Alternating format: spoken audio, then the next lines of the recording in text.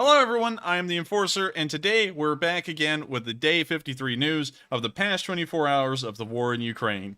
Of course, there is a little bit of unfortunate news, as you can see in the title, but moving on from that, still have to say that it is impressive that Ukraine is actually holding their ground, and as we've seen today, pushing the Russians back still on Day 53 of the war. They were not supposed to last this long. Once again, they were only supposed to last around 48 to 72 hours or so, but here we are on Day 53, watching them still hold. We will actually be going around the schedule today in kind of an odd way. I feel like the most important thing we should talk about today is Mariupol, so that'll actually be the first bit of news that's covered today. But before we go over the schedule, I would like to talk about tonight's fundraiser, which is Razom for Ukraine. I'm sorry if I mispronounced that. I'm not sure if it's Razom or Razom, but I'm going to go with Razom. Razom is a nonprofit that is actually based out of Ukraine. It's the first one on our channel that is a Ukrainian-based nonprofit, and they have a load of projects on their website. Let me just pull it up for y'all real quick so that way y'all can see. Razom for Ukraine. So they actually have a huge load of projects that they're doing, but some of the best ones that I've seen, for example here, this one is actually an initiative that is that is letting displaced people as well as veterans and volunteers in the war effort gain work experience in the IT field. Another one that they're doing is they're giving a stipend to help veterans, soldiers who have fought in this war, go to college after the war is over. And I've got to say, this is something that I think is being overlooked by a lot of people, including my channel as well. And so I wanted to rectify that tonight, because while we have been doing a lot of nonprofits and fundraisers that have been supporting the civilians and displaced people in this war, no one's really been focusing all too much on trying to get any sort of help or support, outside of arms and supplies to the soldiers that are currently fighting on the front. And I feel like they, out of everyone, deserve a whole bunch of praise and a whole bunch of rewards for what they've done. They're heroes. Every single day we see them facing down inevitable and pretty much seeing them face down the barrel of a gun, and every single day they're told it's going to be a pretty tough day and the chances of winning are low, yet they still manage to clutch victory every single day. And you've got to say that these people are nothing short of heroes. And so I actually wanted to make sure that tonight we went for this fundraiser, and I searched far and wide to find this thing on GuideStar. I mean, like, I got dug in deep, because I was like, I keep on supporting the civilians and totally overlooking the soldiers. And while the civilians are in an unfortunate circumstance, the soldiers are put there every single day. There's no option for them to try and evacuate to the western side of the country or try and get out of there. And while you can understand people who do that, these men and women must stay there on that front line every single day, regardless of how hellish it's become, and fight to defend their country. And the fact that we've heard of very little desertions or surrenders just tells you how dedicated they are to this. And I think we ought to make sure that they know how appreciative the world is of their bravery. They're inspiring entire generations out there right now, young, old, and everyone in between, from their bravery and their resilience. So with that, I hope that we do get a load of support for them tonight. I hope we can actually shoot way past our goal of $10,000 and maybe get back up to the high times of our fundraisers, back when we used to make $30,000 a fundraiser. So that way, that can all go to Ukraine. And once again, I'd like to explain that this is being done with the YouTube Give program. So none of this money goes to the channel. It's all put in an account managed by YouTube, and all the money that is raised tonight will go to the nonprofit that it's assigned to. I will also be doing a large part of fundraising myself tonight. I'll be doing my usual $100 on top of the 10% for the profits, and also super chats that were earmarked prior to be given to the nonprofit that will be here tonight. So it's actually going to be the hugest donation, but I'm going to give a little bit of time, because I like a lot of people to see that actually happen on stream. One, because it may inspire people to try and match me, and tonight's total is pretty big. It's $420. So I want to make sure that people will match me, because the more support we can get, the better. So, however I need to do that, I'm going to try and do that. So I hope y'all all support that, and I hope y'all look forward to the time when I will donate on stream. But with that, we're now going to get to the schedule for tonight. First off, we will be starting in Mariupol. We've heard some incredible news out of there today, and some very sad news as well. You can also see that the front line has changed drastically, and it now only encompasses the Azovstal, and we will talk about that in a bit. We'll also then from that we'll be moving out of the southern front entirely, and we'll move up into the Kyiv area, where we'll discuss the events in Kyiv and also all of the location unknowns. Also, I forgot to mention that once we cover the Mariupol news, which will take some time, and while we're moving to Kyiv, we'll answer 3 to 5 questions from the chat. And there, the Kyiv and location unknown news will be its own section. Then, when we move on to Kharkiv, we'll cover 3 to 5 questions from the chat. Then, as well, we'll cover the Kharkiv news, the Donbass news in general, as well as the rest of the Southern Front news in Kherson today. And then we will talk about the last bit of news, which is actually proof that the Moskva was hit and sank. We finally got pictures of that today, so I hope y'all all will enjoy tonight's stream. And without further ado, let's get to the news in Mariupol. My tone is a little bit more demure tonight than normal, and that's because we've heard some very brave stories coming out of Mariupol today, but we've also heard some very unfortunate things.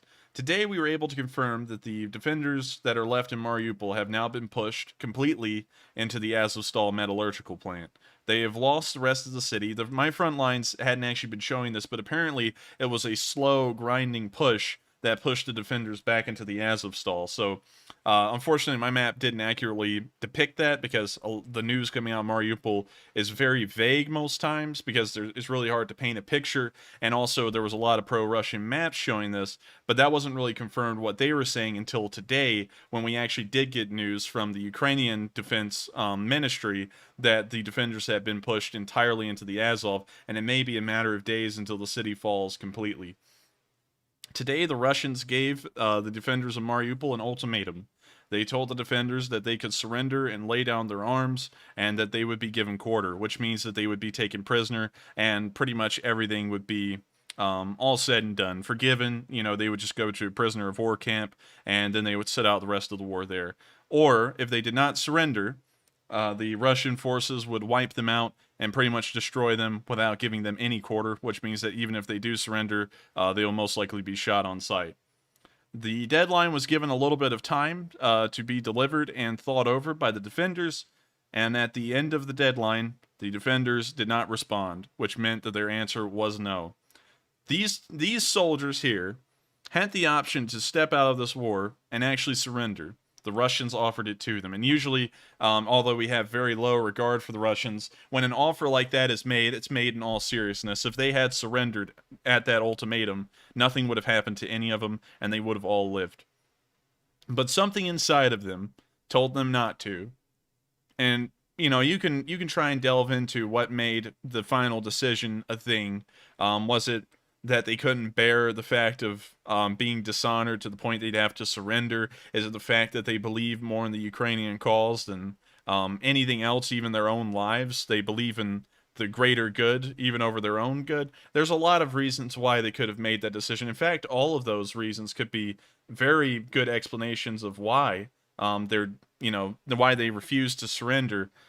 But regardless of why they did, you've got to say that that is the most heroic. Some people may call it foolhardy, but I would not. That is the most heroic thing that we've ever seen in modern history. This is exactly what happened at the Alamo. General Santa Anna back then gave the ultimatum pretty much to the defenders of the Alamo that if they were to lay down their arms and sally forth out of the fort to surrender to the Mexican army, they would be given quarter and they would be allowed to pretty much pass on by and just forget the whole entire thing. If they didn't, the Mexican army would kill them all. And the defenders of the Alamo did the exact same things as the defenders of Mariupol did. They refused to surrender.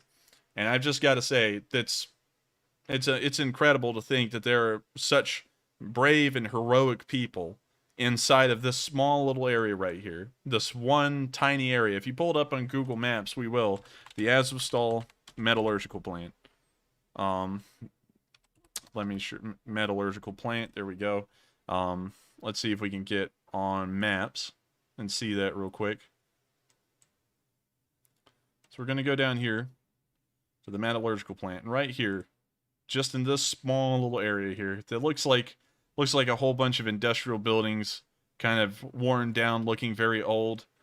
And just in here are about a few hundred, if not around 2,000 or so, defenders of the city that have been pushed back to the point of no return. There will never be a time now really where they'll be able to surrender and not be executed by the Russians, and they've decided that they would rather live in this hellscape of a metallurgical plant and fight on for how much ever longer they can last than give up to the Russians, because they mean that their country will not fall into Russian hands without their blood being shed.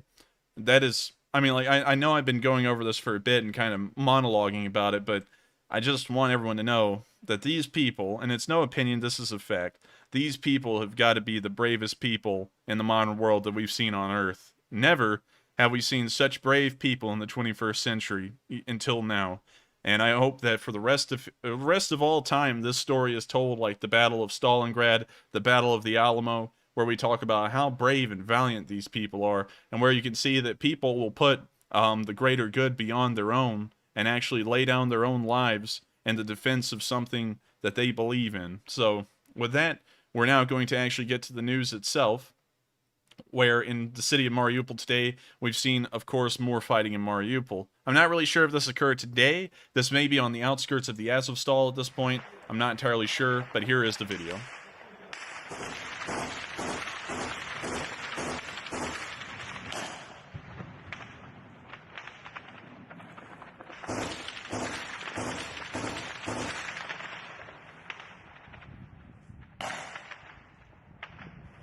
Местные жители, которые эвакуировались, сказали, что туда сейчас к укропам подошло еще 40-45 человек подкрепления.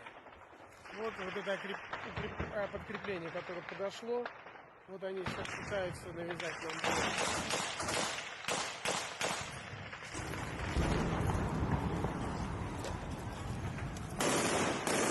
As you can see here, the Russians appear to be, in this video at least, pushing them back, but once again we know that the Russians kind of stage a whole load of propaganda. You can see that they're all running in large clumps past this BTR-82, and there's, of course, as usual, no fire coming from the distance. You can't even hear distant firefights or artillery bombardments, which tells us that this is pretty much staged. But nonetheless, this is what we're getting from the Russians, which is pretty much the only news we get from Mariupol now.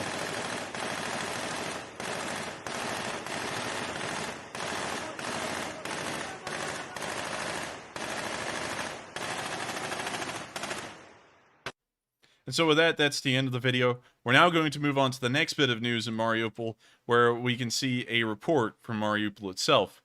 So let's take a look at this real quick.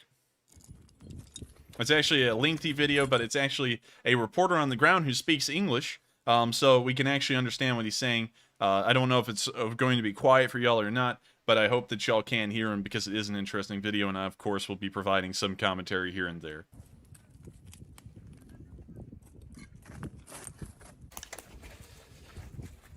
Again, this is Maximilian Clark. Now we're on the eastern edge of Mariupol, a place we've never yet been to because it's been closed due to fierce fighting up until very, very recently. It's still under fire. We're on a safe angle, but the front line is around the corner. We're just trying to see if we can get a decent angle to explore without putting ourselves in too much jeopardy.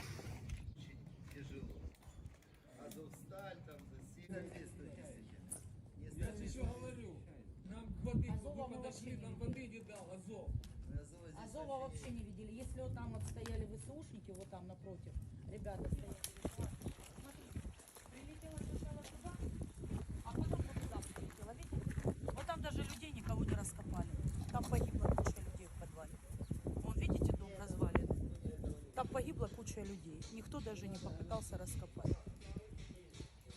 Потому что там надо были более такие, не мужские даже руки, а более, чтобы раскапывали вот это все. А вот тут, вот за этим домом, пойдите посмотрите, сколько в яме людей валяется. Просто промазал самолет. И вот мина, я не знаю, разминировали ее, ребята приехали, которые уже другие, ДНР или как их там называют, я не знаю. Вот там мина еще лежит, не разминированная.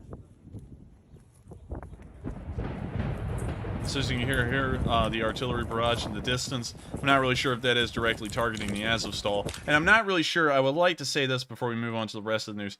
I don't know if this is a citizen of Mariupol that is collaborating with the Russians, but if this is in fact a collaborator, I hope that the Ukrainian government can make an account of what she looks like, so that way they can find her once the war is over and hold her accountable for being a collaborator with the Russians. While she is a civilian, collaborating with the enemy under any circumstances is not an acceptable thing. Even in World War II, when the French, pretty much, well, mainland France capitulated and people began to collaborate with the Germans, after the war, the French rounded up all these collaborators and had them sentenced to some kind of punishment, including sometimes executions. Of course, that would be up to a Ukrainian court to decide if this is a collaboration, is worthy of punishment. But with that, we're now going to move on to the next bit of the video.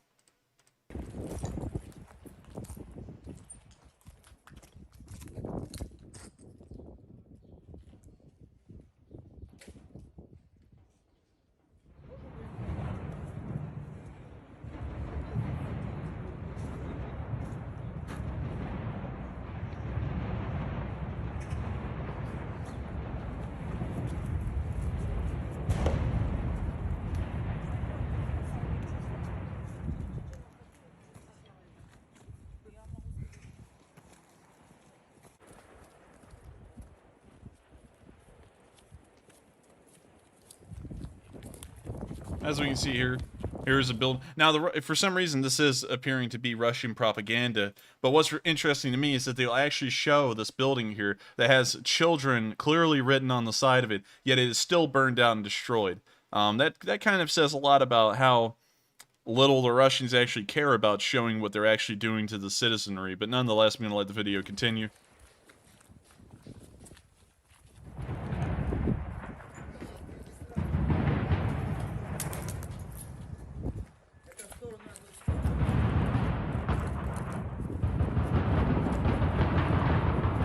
That sounds like a BTR-82, some kind of autocannon in the distance.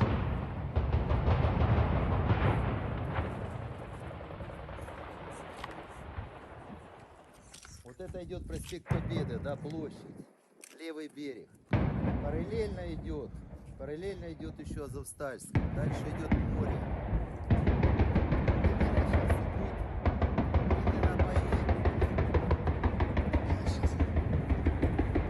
I'm not really sure what he was saying, but he was pointing in a direction. Hopefully someone can translate that in the comments, let us know what that guy said.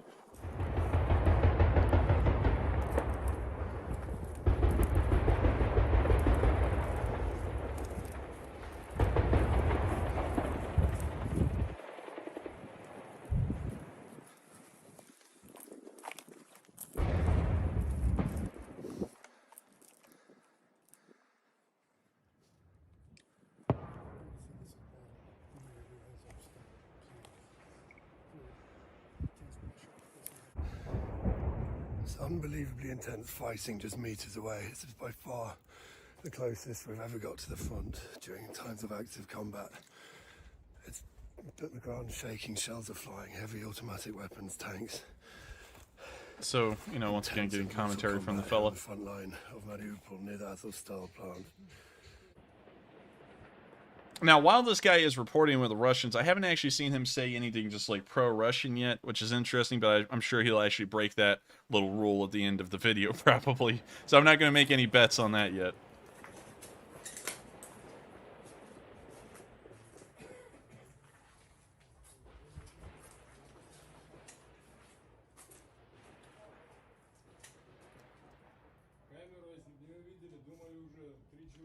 Now I'm going to skip forward. As you can see here, damage all over the city. As you know, the Russians have destroyed some 90 to 95% of it now, if not 99% at this point. I have not seen an intact and undamaged building anywhere in Mariupol anymore in any of the videos. So now we're going to move on. As we can see here, more damaged buildings. So, Ibrahim, где мы сейчас, как обстановка? Unfortunately, I can't understand what they're saying. And pretty much the rest of this is an interview, so I'm going to have to cut that off there because, you know, I can't actually translate and say what they're saying, so it's kind of pointless to watch it. And so with that, we're now going to move on to the next bit of news inside of Mariupol, where we can actually see a Tu-22 flying over the city. It appears that the Russians are pretty confident in the air supremacy over the city of Mariupol, because they're now starting to use strategic bombers to a large degree over the city now, as we've seen in today's footage and yesterday's footage. Right up there, you can see it. It's a Tu-22. That is actually one of Russia's, I believe, longer range, medium range strategic bombers.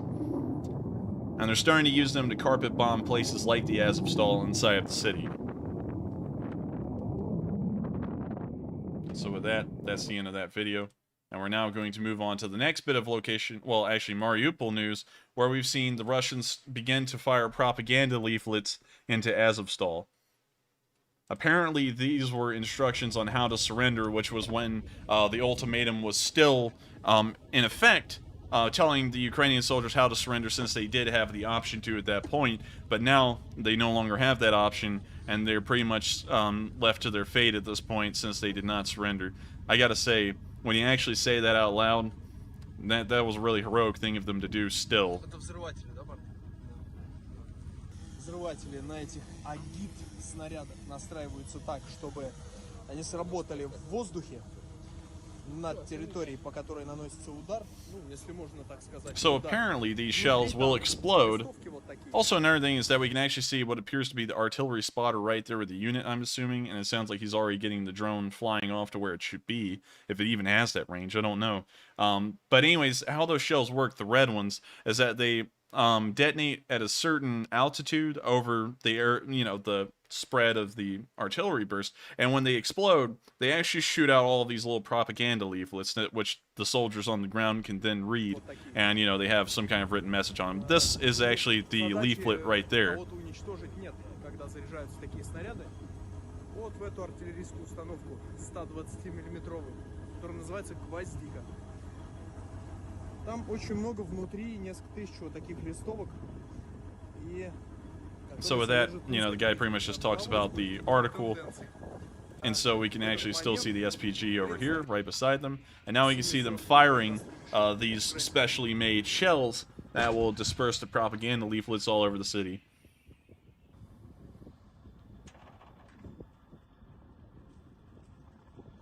And even knowing that the situation is stacked against them in Mariupol, and there's really no way that they can get out of it, and even with propaganda leaflets flying in that this SPG is firing at them, and being able to read that, they have still decided that they would rather die than surrender. And you gotta say, I mean, like, there's no way to even really conceptualize that in words. It's amazing to think that they actually decided that and believe in the Ukrainian cause and the defense of their country and ensuring its sovereignty more so than any of their lives are worth in their own opinions.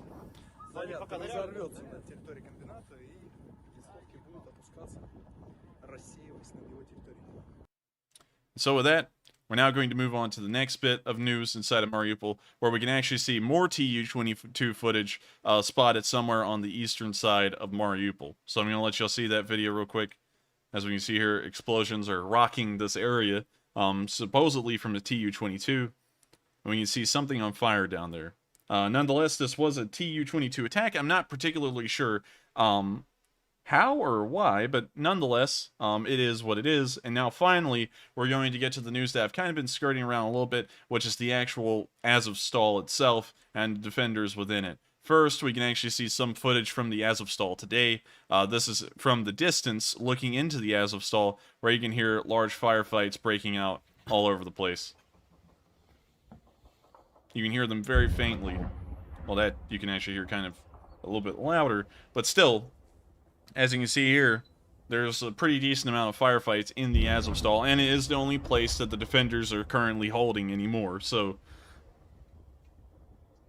it's just really something to think that such brave people are right there on film, just about a half mile or a mile away. So with that, we're going to skip forward a little bit.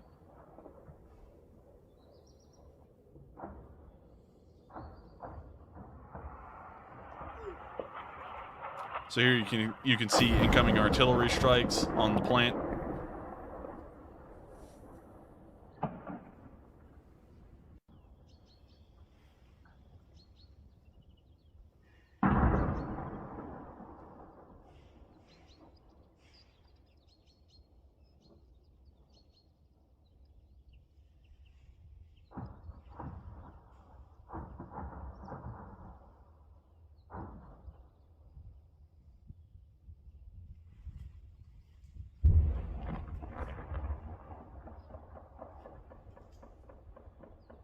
And while we watch this firefight, and while we pretty much look at the place where all of these brave soldiers are, the ones that will probably never make it out of this war alive and are going to die for their cause, I'm going to donate in support of the soldiers that will make it out of this war, so that way we can all appreciate their service and their sacrifice, and hopefully ensure that they will have a successful life after this war.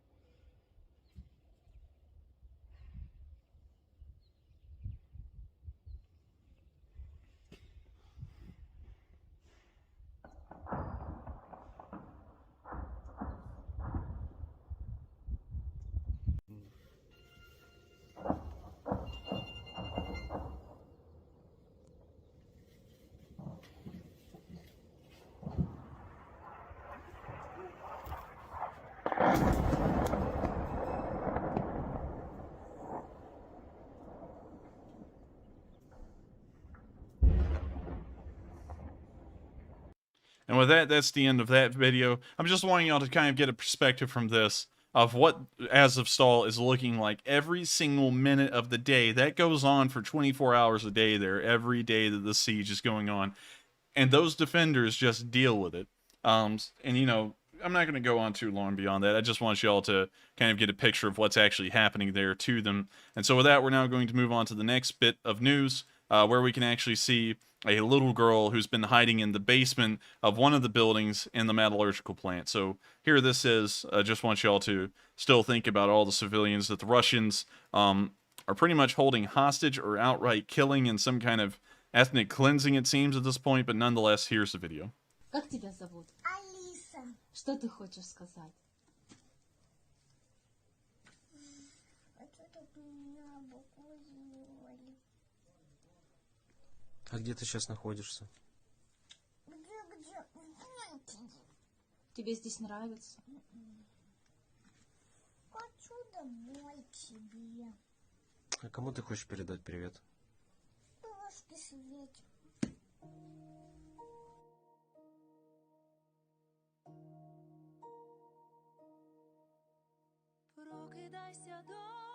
Unfortunately, I gotta mute the end because it's got copyright music, but I hate to know that a poor kid like that's going to be stuck in the Azovstal probably for a very long time now. And so that's just sad. But anyways, we're now going to move on, as we've covered all the news in Mariupol today, pretty much all the unfortunate news that we're going to actually see today, rather than one little bit of news outside of Izium. But rather than that, the defenders of Mariupol still hold. We don't know how long they'll hold from now, but they have held for some 50 days at this point. And so if they were to fall any day now, I would have to say that they've still already reached the pages of history for all time, and anything beyond that will just be ensuring that people will talk about them for many decades to come. And so with that, we're now going to move towards the Kyiv area, where we'll start talking about a little bit more happy and bright news. As we've seen today, some old Ukrainian helicopter footage that was just uploaded today, but it was from the cockpit of an Mi-8 or an Mi-17 conducting some attacks on Russian infantry on the ground on February 28th. This is a very old bit of film, but it has never been uploaded until now, so I wanted to show it today because the Ukrainian helicopter forces didn't get enough credit during the opening parts of the war. But we can actually hear what sounds like incoming fire hitting the helicopter, kind of snapping off of it.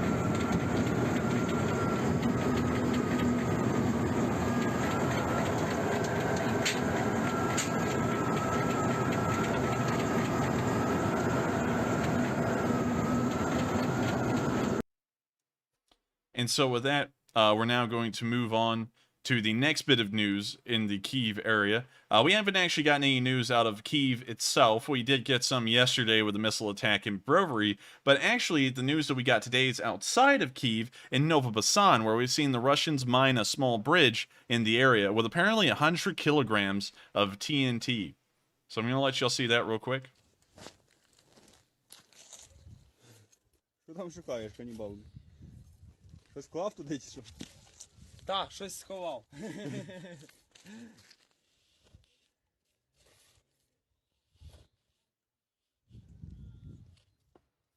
шукаю приколи на 1 квітня. Щоб не в'їбало, сука, приколи. So you can see here that they put mines pretty much all across the bridge.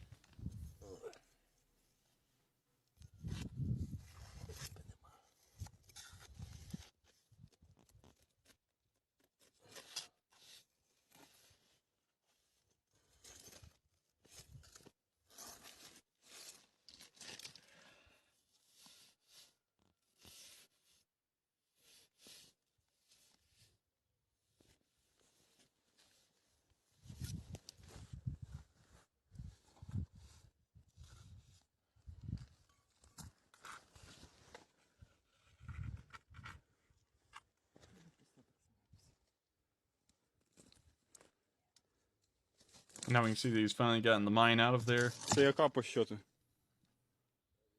В загальному. Значить, 16 мінус 14, це 14, а ще 2. Охуєть.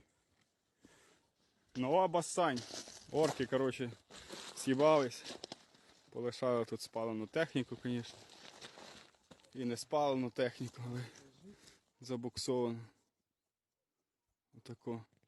And you can actually see a T-72B down there at the end of the bridge. А канібал розміновує ці, блядь, міст. 110 кілограм тротилу. And that is the end of the video right there. As you can see, pretty impressive demining skills by that fella. But we're not going to hang out on that too much longer because I actually just remembered we were supposed to answer 3 to 5 questions from the chat moving from Mariupol to Kyiv. So before we get to the location unknowns, we're going to answer 3 to 5 questions from the chat real quick. And so, what do we got, Matthew? And first off, I want to ask, how well have we done on the fundraiser? Okay, so good afternoon, everybody. It is Enforcer Matt once again with you again on day 53 of the news. Tonight, we are already sitting at $5.4 thousand on the fundraiser. So that is absolutely amazing. It's only been about 35 minutes since the stream has started. So absolutely massive progress already. I just want to quickly recognize actually a lot of our top donors tonight.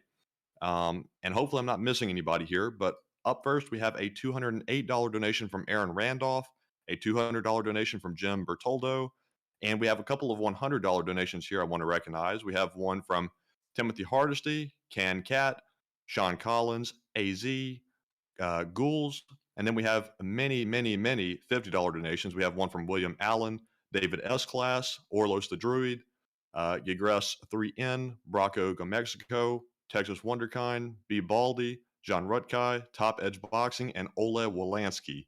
Thank you very much for all of your donations. This is absolutely amazing tonight. And I just can't thank everybody enough. It really is, and I'd like to give a little bit of a word. I don't want to sound all sappy and everything, but all the help that y'all give goes straight to the Ukrainian soldiers. And so everyone who is supporting and donating to this fundraiser is an incredibly nice person, an incredibly great person. And I hope that my $420 donation, which I did look down at the chat briefly real quick, and I saw some people trying to say that that was a political statement. It wasn't. It's just actually how the number added up in the end, which was coincidental. It's not supposed to be pointing out anything. We try and keep apolitical here, so there's not anything involved with that. But I hope that a lot of y'all actually try and match me with that, because if we could have a few people match me with that, that would be really impressive. But nonetheless, I thank you all so much. It does mean a lot. We've done, I think, 6 of these at this point. We've raised some total combined amount of, golly, let me think, what is it?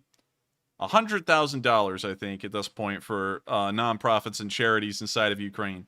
And I'm very proud of that. I'm very proud that we've all come together and gotten so much help and support to multiple nonprofits working in and around Ukraine, helping out Ukrainians in their struggle for independence against the Russian tyrants and tyranny in a way. So I thank y'all all so much once again, and I hope that we can reach that $10,000 goal and blow well beyond it. And so with that, we're going to move on to the first question. Yeah, and we definitely weren't intending to make a political statement with that. I just realized that 420 kind of refers to cannabis, so it just happened to add up to that amount. We did not intend for that to happen. So the first question up tonight is from longtime channel supporter Duncan VR, who says, my question is, there are 8 ships sunk by Ukraine. How were the rest of the ships sunk? By a Ukrainian sockeye salmon, What are the names of all the sunken ships? Unfortunately, I don't have the names of all of the sunken ships. We do know of two, of course, the Moskva and Orsk's sister ship. Unfortunately, I can't remember the name right now, but it is the same class of ship as the Orsk. I just unfortunately cannot remember the name. I don't know about the rest of them, though. I don't know if that includes, like, dinghies or anything like that. We know that some kind of fast attack boat was destroyed, I believe, near Odessa a while ago. So I think that's the three of them I know. Unfortunately, I don't know about the other five. We haven't been getting a lot of naval news to actually know how should I say how many ships have been destroyed, what kind, and what class they are, or the name of them. So unfortunately, I really can't answer that question due to ignorance on the topic. But I thank you so much for the question. It was a very good one. And so with that, we're going to move on to the next question. And next up, we have a question from Wretched Youth, who says, any chances of Ukrainian fighters getting help from the outside? Will they be forgotten? Slava Ukraine and save Mariupol fighters. I don't think there will be any chance. Just to make sure I got that question right, he was asking about help in Mariupol, correct? Let's see. Any chances of Ukrainian fighters getting help from the outside was his main question. Okay. For some reason, I started thinking about Mariupol, but yes, there is the ability that they could get help from the outside. It's not going to be help as in, like, we're sending in Delta Force or anything like that. It's going to be help as in, like, Poland today sending in 100 T-72s as well as several BMPs. That's the kind of help that we're going to continue to see Ukraine get. So to answer that question very briefly, that's really as far as the help from the outside is going to go, and we've already been seeing the West step up and help out as much as possible and send in as much as they can. So I think that's just going to continue, and that's about the best kind of help that they're going to be getting for now. But I thank you very much for the question, and with that, we're going to move on to the last question of this segment. And the last one of the segment goes to longtime channel supporter James Reyes, who says, Enforcer, if NATO joins war and Putin shuts off gas to Europe, how long will the reserves last? I'm not really sure. I mean, like, it's probably different. Honestly, it is different from country to country. Different countries will have different levels of oil reserves, and I don't really know how much oil reserves each country has. I'm sure that they probably have enough for several months, and if needed, oil production could probably be pumped up here in the United States a huge deal, as well as Saudi Arabia if they that's kind of a little bit of a tough thing, though, because Russia and Saudi Arabia, as well as several other countries, are all within OPEC, which kind of monopolizes the oil prices in a way in that region. So I think the Saudis would actually kind of stay inside of OPEC and still try and pretty much control the prices. And then that would become the question, will we start expanding military operations into countries like Saudi Arabia in the middle of this war to ensure that oil reserves are not, pretty much running out in a way. But anyways, I can't really answer that question perfectly, but I hope that gave a pretty decent answer to the question. And with that, that's the end of the question segment here, and we're now going to move on. Enforcer, can I interject for just a moment? Yes. So I just want to quickly recognize a very, very large donation from Sean Ropp, who puts in a $450 donation, and that puts us up to the $6.9 thousand mark on the fundraiser. So we just have a little under, I think, about 3,000 left until we reach our goal for the night. So we're making absolutely amazing progress. And with that, I'm going to hand it back to the Enforcer. Golly, wait a minute, hang on. Let me go open up the comments real quick. Golly, we really are at $6.9 thousand. If we could reach $10,000 by 11 p.m. Eastern Standard Time, I'm going to flip. If we can reach 20,000 by the end of tonight, I will actually. I don't know what I could do. I would freak out, though. So let's keep this up, everyone. I can't wait to see if we can actually reach $10,000 in 10 minutes. I know we probably can't, but I believe in the Lee Spring Army. I know that we can all pull together and manage the impossible. But anyways, we're now going to move on to the Location Unknown news. And I once again want to thank everyone so much for your supporting this fundraiser tonight. It does mean a lot to me, and I know it's going to mean a lot to those Ukrainian veterans that will get the support after the war is over. Well, actually, probably a lot of them will be getting the support if they're discharged due to wounds. But anyways, we're now going to move on to the Location Unknown news, where we can see the Ukrainian soldier was saved by his phone. It looks like this is kind of a funny one. I thought, you could probably make a whole bunch of spoofs off of this one. But boomers are always saying that it's going to be the end of modern life, the phones. But now we can see that it's actually saving lives in a way, because it's almost like its own little armor plate. Anyways, here's the video. It's very crazy. It's something just odd and bizarre, kind of like in World War II, how sometimes Bibles would stop bullets if they were like in the chest pocket of a uniform.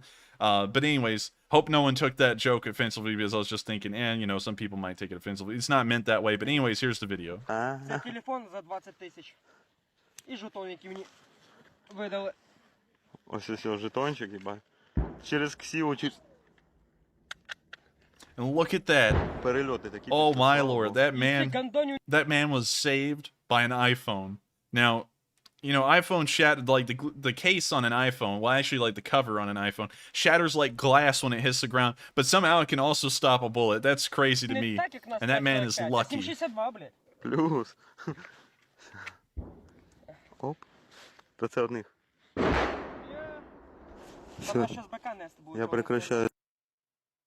And so with that, we're now going to move on to the next bit of location unknown news. That was insane. I mean, like, honestly, there's nothing else to say, but that was insane. So I'm very happy that that man ran into a stroke of good luck. That man needs to go buy some lottery tickets, because for that bullet to just hit his phone and then be stopped inside of it is nothing short of a miracle for that man. We're now going to move on to the next bit of news, where we can see Ukrainian soldiers getting hit. At least that's what the video caption is, but we actually don't see it all too well. But nonetheless, here it is. You can see an explosion rock the distance. Looks like they fired an ATGM. While their position was hit, we know from drone footage in the last ones, if we can make any assumptions, probably not any Ukrainian soldiers were killed or even severely wounded, maybe lightly wounded at best, because the Russians appear to not really be good at firing weapons accurately, even artillery. So with that, we're now going to move on to the next bit of location unknown news, where we can see a Russian or pro-Russian forces armored personnel carrier get hit. This was somewhere in Ukraine. Of course, the location was unknown, but boom, you can see it right there, and the tank has been largely damaged or entirely destroyed. We unfortunately cannot tell too well from this video which it was, but nonetheless, pretty crazy. And it's a good thing to see, of course. That is a... Oh, well, yeah, I think they're going to have to take insurance out on that one, but nonetheless, good to see that the Ukrainians are still whipping the Russians everywhere they can. Real quick, since it is now 10:54 Eastern Time, I want to check with Matthew before we move on to the next bit of location unknown news. How far are we on the fundraiser now? So we have had a ton of donations from Anonymous tonight, and obviously, since they are anonymous, we don't know who they are, but everybody out there who is donating knows who they are. So thank you so much for donating these very large sums tonight. We are now sitting at $9,000. So we are only 1,000 away from hitting that goal. Oh my gosh. Wow, y'all. This is incredible. If we just need $1,000 more to reach tonight's goal. And then after that, we're going to be going for victory laps. So if we could see something in the next 5 minutes, I'm not going to make this cheesy. No, I'm not going to do that. But if you want to help out the Ukrainian veterans once this war is over and help them secure themselves an incredibly good life, make sure to help me reach that $10,000 goal here in a second. I put in $420 tonight. That doesn't have anything to do with weed or whatever, okay? I want to make that clear each time I say that. But I put in $420. If you want, try and match me, if anything. But I thank y'all all so much once again for the support on this fundraiser. And so with that, we're now going to move on to the next bit of location unknown news, and that is footage from a Russian Mi-28. This is footage apparently, I don't know if you want to call it the gun cam or what, but here's the footage of the Mi-28. By the way, I'd like to note that one of these was shot down on video by a Starstreak, so this isn't supposed to be making the Russians look extra cool or anything. It's just an interesting bit of footage from inside of an Mi-28. So here's the video.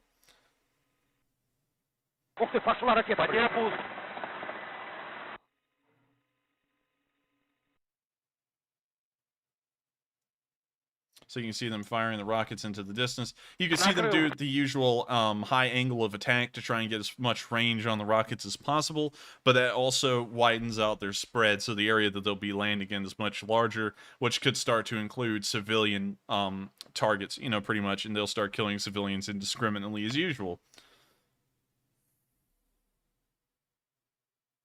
Хорошо, давай сейчас еще одну зайдем.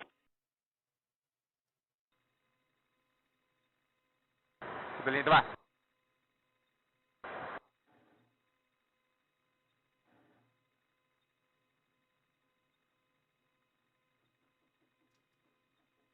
So with that, we can now see them firing the autocannon into the tree line. That last bit of spread was pretty inaccurate. And now we can see what appears to be them coming back to the helibase, landing. And also we can see it very... Oh my god, that's like the widest array of helicopters we've seen. An Mi-28, 2 Ka-52s, and then an Mi-8 or an Mi-17, and then a Panzer AA system just sitting there. Like, this is the most hodgepodge helibase that I've ever seen. Like, here in the United States, you know, you would have Apaches for the U.S. military, like the U.S. Army would have Apaches, the Marine Corps would have Cobras, and then you would have Black Hawks, and that would be it. I mean, there really wouldn't be much, rather than like an occasional Kyiv, which is like a scout helicopter, and so you only have 3 kinds of helicopters. But the Russians, oh my god, like their logistical system is so terrible because they have multiples of everything. They have Mi-8/Mi-17 attack helicopters. They have Ka-52s. I think they have a few Ka-50s. They have Mi-28s, Mi-35s, Mi-24s. So they have this massive array of helicopters, just all different kinds. Each one has to have separate kinds of parts because each one, you know, is a little bit different in how it works with its power plants, avionics and such. And so you know that this must be a logistical nightmare in this picture alone to keep all of these helicopters running with different kinds of parts for each. And so with that, we're now going to move on to the next bit of news, where we can see that the Russians weren't even able to spell Russia right with a spray paint. They spelled it Rishua. Like, how in the hell do you mix up your own name of your own country in English? It's Russia. They got the letters wrong. I mean, like, that's just like that's really like summing up how the Russians run everything, is that it's just wrong, and you can just see it plainly, just like this. So anyways, we're now going to move on to the next bit of location unknown news, where we can actually see a video from a dead Russian's phone. At least that's what the caption claims, and we can see them all in the woods around some kind of fire eating. So I'm going to let y'all see that real quick. Oh, I forgot there's copyrighted music. But anyways, you can see them sitting around eating. They got lawn chairs and stuff, and they also got like a clothesline. Interesting.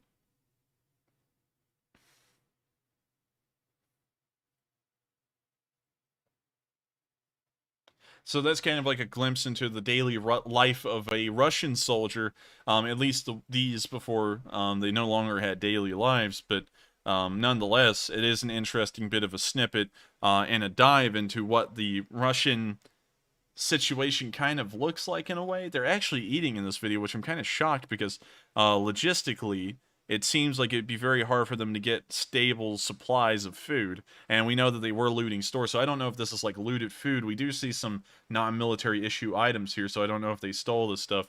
But nonetheless, as the caption says, the man who apparently took this video, the soldier, is dead, and this was on his phone that was taken off of him. I don't know if the rest of the people in this video are dead as well, but that is kind of chilling to think about, that we're looking at a glimpse of a life of a person who is no longer alive, even if they are Russian. That is still very morbid in a way. And so with that, we've now reached 11 p.m. Eastern time, and so I'm going to ask Matthew, have we reached the $10,000 goal? So we have absolutely gone and surpassed that $10,000 goal. We are at 15,000. I have no idea how it just jumped up to 15,000. There's no like donation anywhere in here for that amount. That's insane. It just jumped up like instantly. Let me tell y'all something.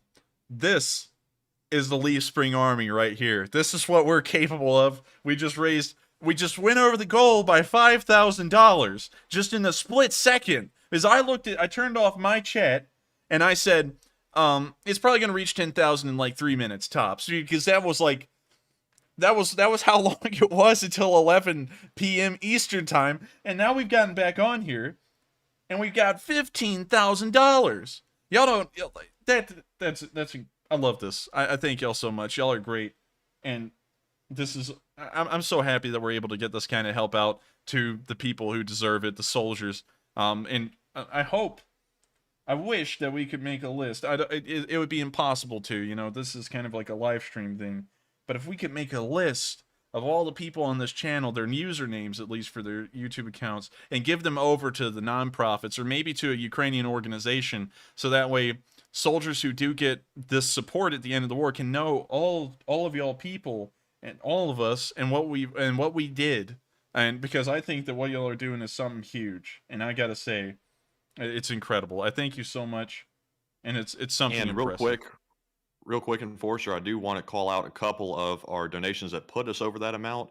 I would like to be able to thank the person that put us over that $15,000 mark, but to be honest, I'm not sure if it's a glitch or what, because there is no donation that can account for that $5,000 instant jump to 15,000. But um, if it's not a glitch, whoever it was, thank you so much. I would like to be able to call you out on stream, but I simply don't know who did it. So we have a $100 donation from Red Queen 0324, and we have a couple of $50 donations. We have one from Vern, Patrick O, Loco Poco 24, Anthony Tram, Caffeine, Dark Side of the Loon 57, BC Skyman, and Being Altaffer.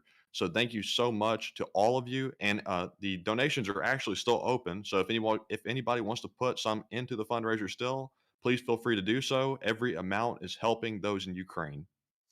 How about this, y'all? How about this? If we can reach 15,000, the sky's the limit. Let's go for 20,000 now. Let's see if we can reach 20,000 by the end of the stream. If we can, that is $20,000 going to Razom For Ukraine, which will then go to the soldiers once this war is over. Or it may go to them now. I don't really know how Razom's going to, like, divvy up that money. That's up to them. I'm really just running this fundraiser, and everything else beyond that, like how the money's managed and stuff, is up to YouTube and them sending it out to Razom, and then they control it all. But I hope and pray that this will make it to the soldiers very soon, and YouTube will be very prompt with sending this over to them, and that we can get that support as fast as possible over to them. But anyways, I thank you all so much. This is huge. I can't believe this.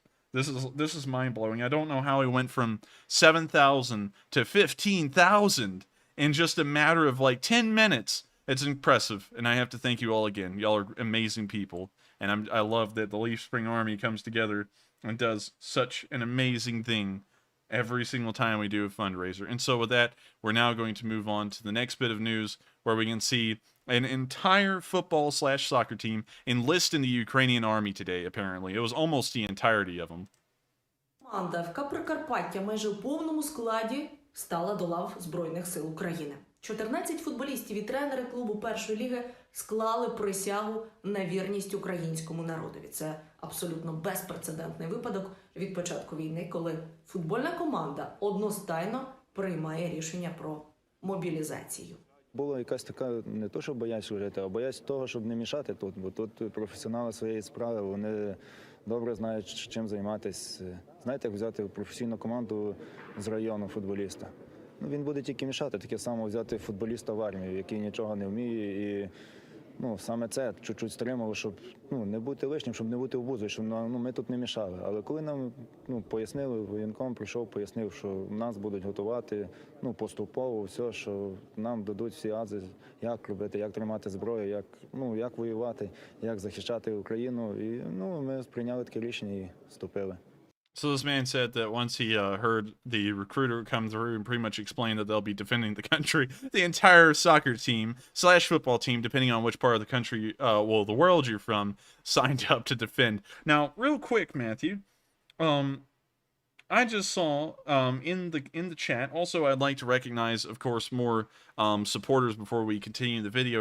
But people are talking kind of like how they were talking about Mark Felton a while ago about Elon Musk. So what are they talking about?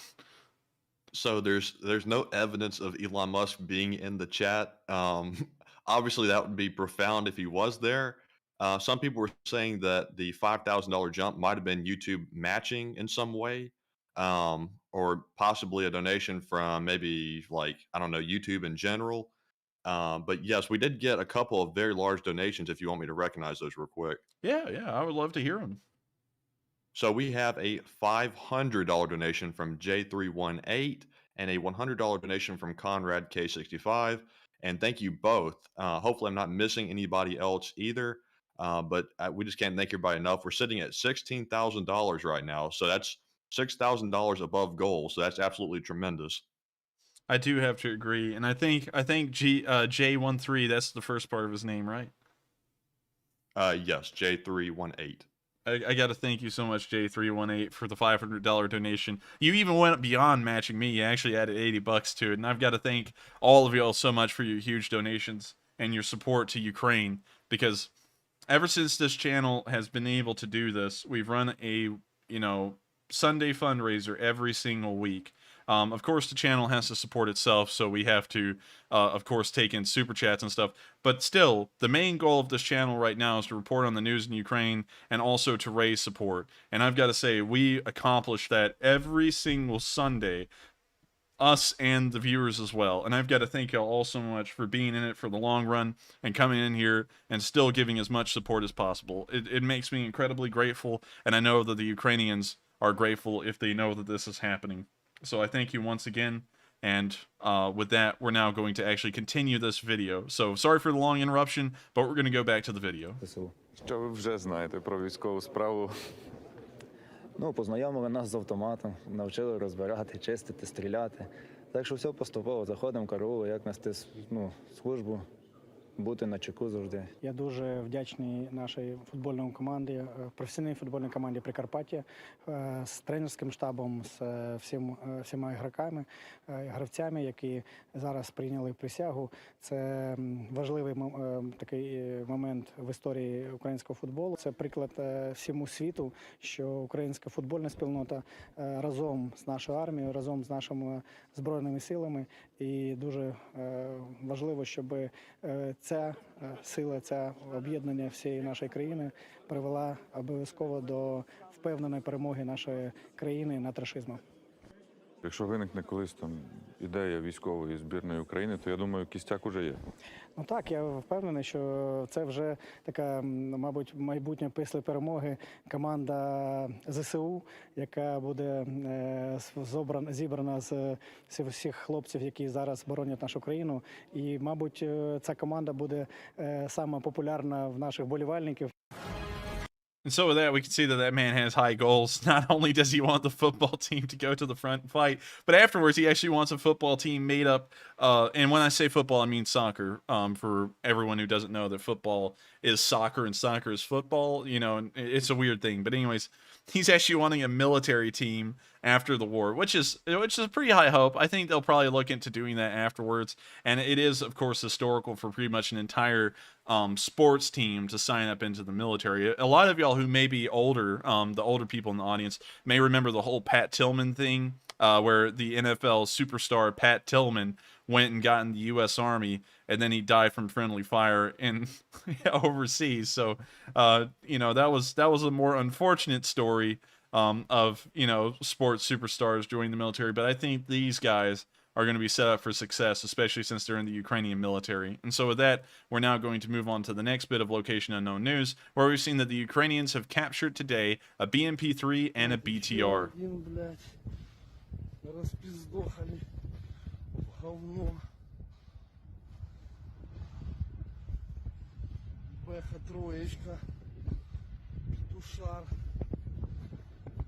So we can see the BMP-3 right there.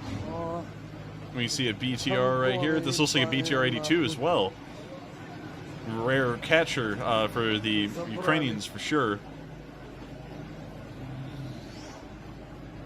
We can also see another one right here, it seems. So they've gotten two BTRs. This one just looks more like a BTR-60 though.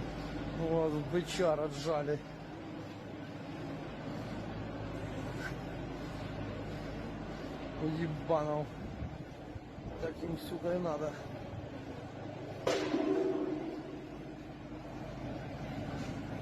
Это все ихняя техника, все позабирали.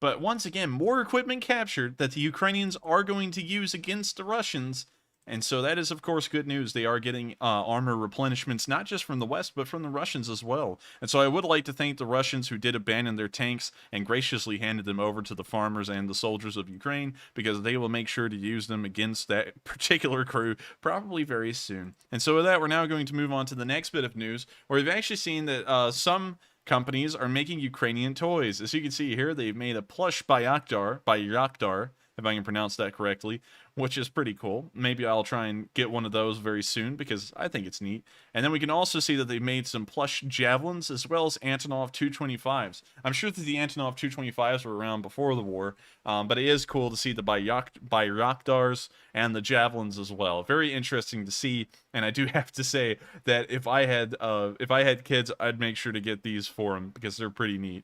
And so with that, we're now going to move on to the next bit of location unknown news, where we can see that the Russians actually commandeered a septic truck.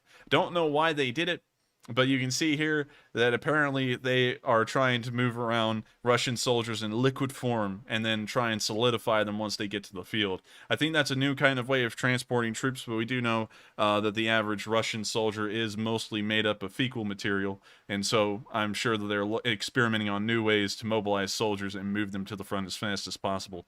Once again, with more logistical news being added on, we can see a Russian convoy being destroyed by the Ukrainian Special Forces. These are the pictures of the aftermath. Here we can see multiple Ural 4320s destroyed on the roadway, and the next picture we can actually see that they were nearing a bridge, and apparently in the ensuing attack, the Ukrainians actually caught fire to what appears to be a dry field. Moving on to the next picture, you can see that the bridge has been completely destroyed down the center of it, and we can also see the remains of a KAMAZ here that has been left on the bridge. Looks like the rear end of it was mostly destroyed. We can also see a Tiger in the front, which is Russia's form of an armored car, and now we can see the explosives that were under the bridge in that picture, which apparently destroyed it. And then we can see one last picture of what appears to be a KAMAZ right on the edge of the destroyed bridge. Once again, incredibly good to know that the Ukrainian Special Forces are conducting raids and attacks on Russian logistical supply lines, and that they're causing a heavy deal of damage both to the infrastructure that they're using and the vehicles and the troops that are operating the logistical components of the army as a whole. So very good to see. We're now going to move on to the next bit of location and unknown news, where we can see a very odd transport truck. You may actually realize, if you're very attentive, that this is in fact a fuel truck. Of course, they highlighted this in red a lot, which does tell you that these Russians aren't particularly smart, because they're actually sitting on top of a fuel tanker. I don't know if it's actually filled or not. If it's not filled, it seems like an inefficient use of a fuel truck.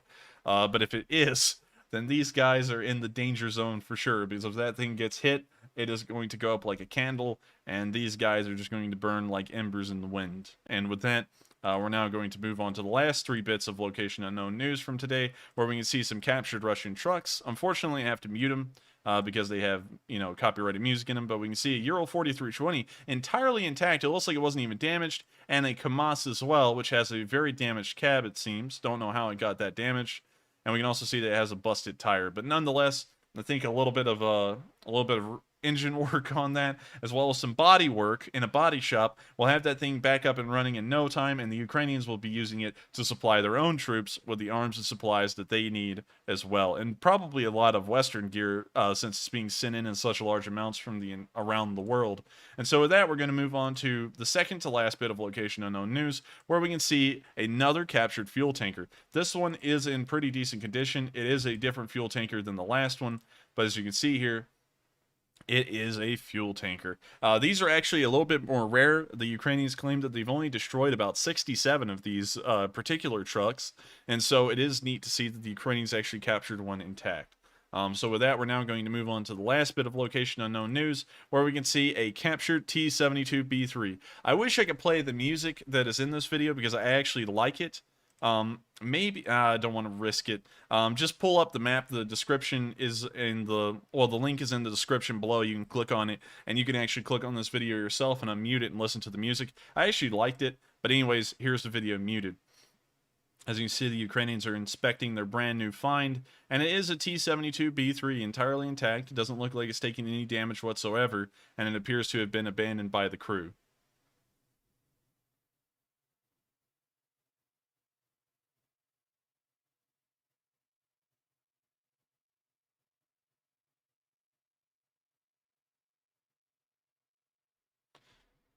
So now we can see that he's just taking a little peruse of the tank. You know what's interesting to me? It just hit me. Just hit me, y'all. If they're capturing this many T-72B3s, when this war is over, the Ukrainians might actually send off some of these to countries around the world. And they'll end up being able to take a good look at the armor, the equipment on these tanks. Like the U.S. probably will get one of these for sure. And they'll be able to get the exact capabilities of these tanks down to a science. And then once that's over, they're probably going to be put in the museum somewhere. Because there's a lot of modern tanks that have been put in museums all around the world. For example, the best example I can think of is the Bovington Tank Museum. So I think it won't be long before we actually see modern Russian armor inside of tank museums for the public to see, which will be pretty cool, and I can't wait to see the day that that happens. So with that, that is the end of the video. Once again, it is incredibly cool to see that the Ukrainians are managing to capture a load of armor. Also, I would like to make a quick mention before we move on from the location unknowns and go to our next 3 to 5 questions from the chat, that the amount of soldiers that have died on the Ukrainian side have actually been incredibly small as far as what the Ukrainians are claiming. Right now, they have said that on this day in the war, only 3,000 Ukrainian soldiers have died. That is in comparison to the 20,180 Russian soldiers that have been killed in the war so far. So you can tell as far as the defensive war is going, the Ukrainians are winning by a long shot, at least in the number of deaths that they're facing versus the Russians. They're inflicting a greater deal of damage, both materially, as far as personnel is concerned, and the rest of the world is inflicting the grave economic damage. So with that, we've covered all the location unknown news. I hope that little tidbit of news, unfortunately, it didn't have a marker, but that is hopefully a little bit informational and new news to y'all. And so before we move on to the Kharkiv area and start talking about the news from there and the rest of the Donbass, we are now going to take 3 to 5 more questions from the chat, and then after that, we're going to run through the rest of the news in one fell swoop and then cover some questions at the end. And so with that, what do we got, Matthew?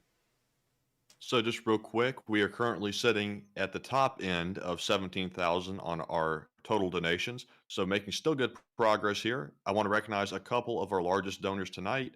And once again, I hope I'm not missing anybody. If I did, it was just by accident, so don't get offended. But anyways, up first, we have a $300 donation from Gina Gonzalez. Thank you very much. $200 donation from Stephen Wheeler, and a $50 donation from No Fear 4x4. So thank you all very much. Even if your donation was one I didn't call out, every single donation, no matter how small, makes a huge difference, and it adds up over time and will always help the Ukrainians. So thank you all so much for the donations tonight. And up next, we do have a few questions here. So let me get up there to that. So our next question is from Jimmy Jams, who says, Enforcer, what would the U.S. have done if Russia or China were openly arming Iraq during the invasion? I don't really think there was really anything they could do, you see, because the thing is that in the Vietnam War, and also the Korean, well, really in the Korean War, that was a really different story. The Chinese actually joined in the Korean War and actually fought the Americans directly. That's something that a lot of people don't know, is that the Chinese in the United States from 1951, I believe, to 1953, actually fought each other on the ground in North Korea. And so I don't think a lot of people know that, but we really didn't ramp anything up in the Korean War when that happened. We did have nukes at the time, and of course it's famously known that MacArthur wanted like 50 nukes or so to just nuke the North Korean border in between them and China and pretty much cut the Koreans off from any kind of Chinese aid. And then let's see, I think Truman was still the president at that time. He removed MacArthur from his position, but we didn't really change anything then. And then in Vietnam, we actually knew that the Russians and the Chinese were supporting the North Vietnamese with military aid to a pretty high degree. And also another thing, let me revisit North Korea. We knew that the Russians actually had pilots dogfighting American F-86 Sabres over Korea. Well, really dogfighting everything, because it wasn't just Sabres. There was a whole bunch of stuff flying over North Korea all the time. But there wasn't really anything we actually changed. And so I think if the Chinese and the Russians, getting back into that particular question, and kind of skipping Vietnam because that's really just furthering the same point. If they were to have supplied arms and equipment to the Iraqis I don't really think that would have made too much of a difference. Of course, we would have made some kind of diplomatic protest, but then again, you do have to remember that all of the Iraqi arms, at least tanks, at least armor is concerned, was Chinese and Russian in origin. They had Type 69s, T-72s, and so on. So I don't really think we would have caused too much of a fuss because they kind of already gotten most of their equipment from the Russians and Chinese already. So I hope that kind of answers the question in a way. I don't really feel like that was too good of an answer, but I hope it was. And so with that being said, we're going to move on to the next question. And I quickly just want to apologize for the amount of bots in the chat tonight. I'm having a little bit of a hard time keeping up, but me and the Nightbot are doing our best to try to keep the chat free so everybody can have an open discussion. So just again, want to apologize for that. We're going to try to keep up as much as possible. Our next question here is from longtime channel supporter Will Riley, who says NATO should assume that Putin will use nukes and operate on that assumption. We need to stop being held hostage by these threats. I believe that we should at this point because it's kind of clear that the Russians see only a path to escalation beyond this point. And so I think that we really need to operate down the avenue of they keep on threatening the use of nukes so much, even on minor things now, that it's nearly going to be inevitable that there will be some kind of land conflict that may lead to nuclear escalation in a way. And so we kind of need to act on the idea that it is inevitable, maybe begin to start heavy mobilizations where a lot of ground forces are moved into Eastern Europe in a way, or something along those lines, because it's kind of become clear at this point that there's really no step back for the Russians. They just keep on digging further and further into this hole. But I thank you very much for the support. I do believe that that is a pretty honest assessment of the situation, and I think that we should start looking in the Western world as a whole towards that direction. So I thank you once again for the comment. And with that being said, we're now going to move on to the last question of this segment, and then we're going to cover the Southern and Eastern Front news entirely. So with that, what is the lucky last question? And just real quick, I want to recognize a $50 donation from a longtime channel supporter, BC Skyman. Thank you very much. That is very generous, and we appreciate it very much. Moving on to our last question of the segment is from Sandy Hancock, who says, maybe this is an ignorant question, but why doesn't Ukrainian military from other areas come to help and attack Russians from around Mariupol? Well, the thing is that the front line to Mariupol is actually incredibly long at this point. At its shortest, it's 30 miles, and at its longest, the longest distance that the Ukrainians would have to cover to get there is around 50. So the reason why they haven't been able to push back down there is probably because the Russian positions here may be stronger than other areas along the front line, and so it would be very difficult, if not impossible, for the Ukrainians to cover the amount of ground needed to reach Mariupol and relieve the city before it fell. So you know, I think that's kind of the reason why the Ukrainians haven't shifted forces down there to defend the city.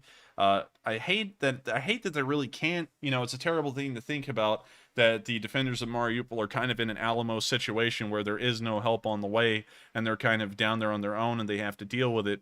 But nonetheless, they're incredibly brave, and I hope that they can be saved. That would be the perfect ending to this story in Mariupol in a way, is that the Ukrainians could manage to break through the lines and get down there and relieve the city, so that way those brave, valiant souls wouldn't be lost. But nonetheless, unfortunately, it looks like that will be the case at the moment.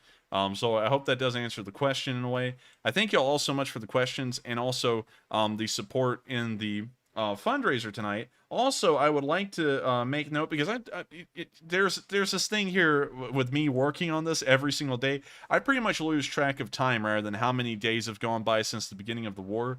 And I have pretty much entirely forgotten today that it's Easter. So happy Easter, everyone. I forgot about that. I've been so busy with the working and stuff here that it just hasn't even crossed my mind. But I hope everyone's having a great Easter today. And maybe that's why we've seen so much graciousness and generosity tonight in the fundraiser, is that a lot of people have that Easter spirit in them. But nonetheless, I thank you all so much. It is an incredibly great day today historically, and so with that, we're now going to move on into the news in Kharkiv, where today we have seen more evidence of shelling inside of the city. It appears that the Russians are now picking up the shellings once more. So you can see these people here wandering around the street, and the rocket hit right there. We can see the two men over here in the top left of the screen run off, but it appears that the woman may unfortunately be wounded by the shrapnel from that blast, as she doesn't get up through the rest of the video.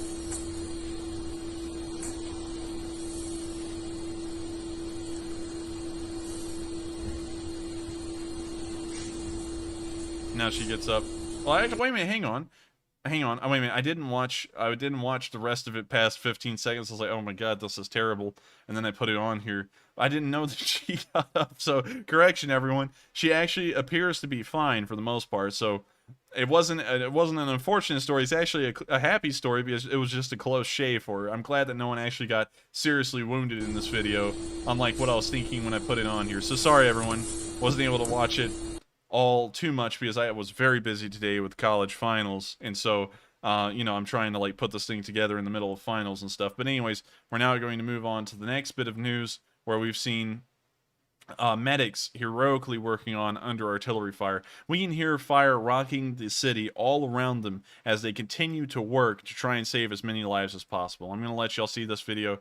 It's incredibly inspirational and moving in a way how they continue. They don't show any fear.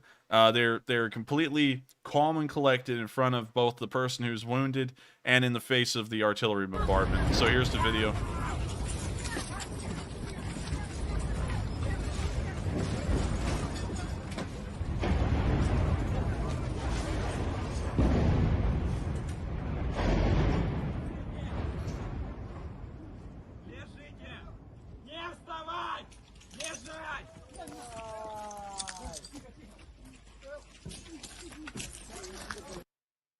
So here's something else I'd like to note, is that the media people nearly killed, and it was nearly about to let everyone else die for their own safety. Watch as the people from the press, it seems, try to run into the building. See here, these two people are from the press. They are literally going to try and throw the medics out of the way to try and get in that door. They're even going to jam the thing up and pretty much create a small human crush out of their own fear for their own self-preservation. And it's really a bad look when you're around such brave and stoic people to be so panicked and freak out like that. As you see right there, look. That wasn't a good look. But nonetheless, the medics are still out here trying to help out these civilians, and I gotta say, you gotta give them a lot of credit. These are some true heroes right here in this video. And so with that, we've actually covered all the news inside of Kharkiv for today, and now we're going to move on to wonderful news from the area directly east of Kharkiv, where we've heard that the Ukrainians have managed to liberate the city of Basilivka today, which is on the Donetsk River. We're going to call that the Donetsk River because the beginning part, I'm not really sure if I can pronounce it. But nonetheless, this is a couple of more extra miles that they have covered today in a counterattack near Kharkiv, and it appears that they are making decent progress. It actually looks like, and I'm not going to say much, the Ukrainians are in an incredibly good position so far with their possible plan and their future on the northern part of the remainder of the Eastern Front. With that, we're now going to move on to the news in Izium, where we've had a little bit more unfortunate news today, as we've seen pictures surface of a Ukrainian Su-24 and its remains as it was shot down in Izium. So as you can see here, you see the slight remains of the Ukrainian Trident on the what appears to be rear rudder of the aircraft, and you can see the engines strewn about the field. It's unfortunate to see, of course. It is war, and so these things will happen on all sides. But of course, this is something we haven't seen a lot or often, and so I'm glad to know that this isn't something that we see all too much. And I hope that the Ukrainians can manage to mitigate their aircraft losses, and hopefully the pilot, hopefully they don't lose a large amount of pilots moving on. I'm sorry if I kind of butchered that one through, because it's just something to look at this and see that it is actually a Ukrainian plane that was shot down. It's very rare, and it's just something where you're like, wow, you know, the Ukrainian Air Force was really small starting off, and losing a plane for them is actually a huge deal. But we know that they're doing their job, you know, as the Air Force and the Army, and defending the nation as best they can. So, you know, things like this will inevitably happen, sadly. But anyways, we're now going to move on outside of Izium, and we're now going to move on down towards the area of Severodonetsk, where today we've seen that the Russians have been leveling Rubizhny, and it looks like they're trying to create another Borodyanka or another Irpin here near Severodonetsk. So I'm just going to let y'all see the footage. This city has nearly been razed by the Russians, and so here you have it.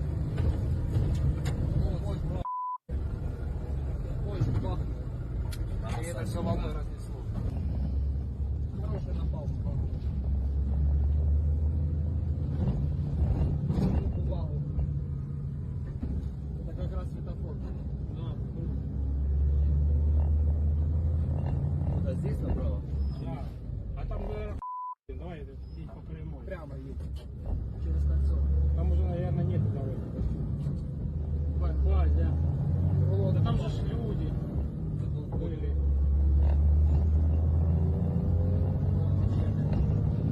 Просто поздувал. Глянь на дома.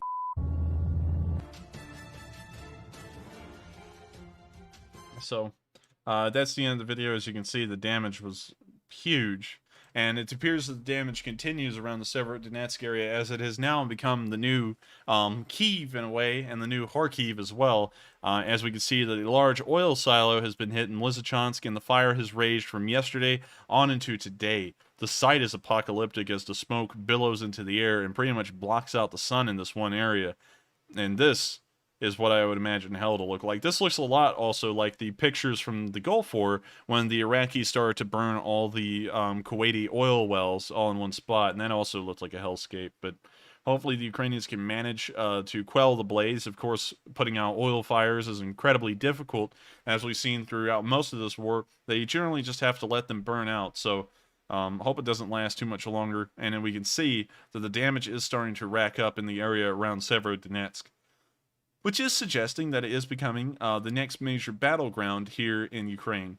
With that, we're now going to move on further down into the Luhansk region as a whole, where we can see a grad firing at Ukrainian forces off in the distance.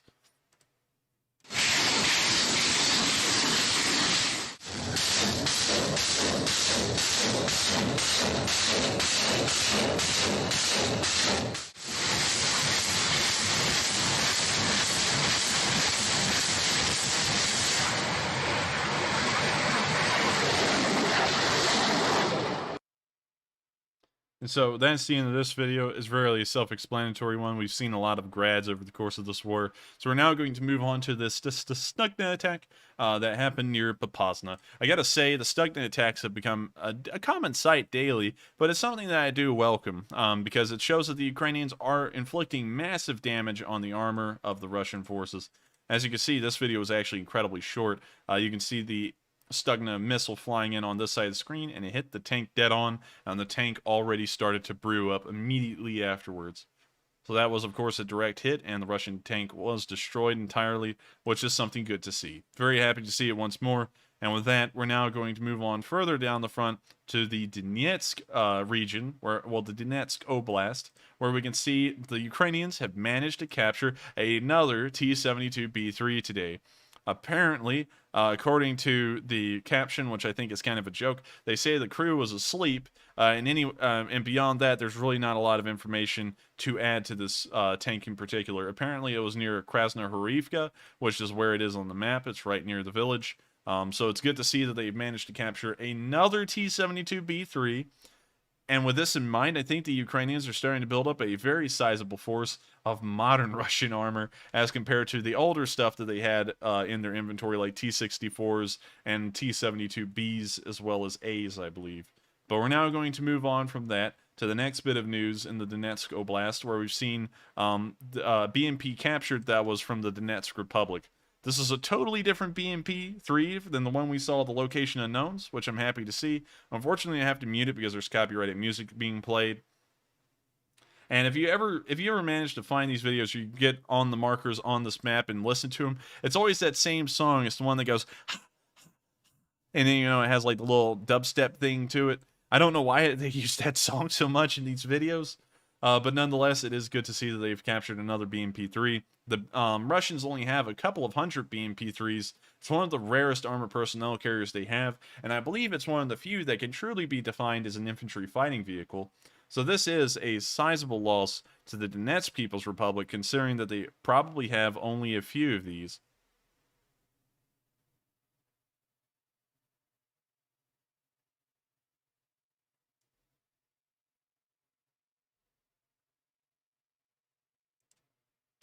So with that, we're now going to move on past Mariupol, since we already covered that news at the beginning of the stream. If you just got here and you want to know about the last stand in Mariupol, make sure to circle back to the very beginning of the stream where I talked about Mariupol in its entirety, and that'll give you a pretty good idea of what is happening inside of Mariupol.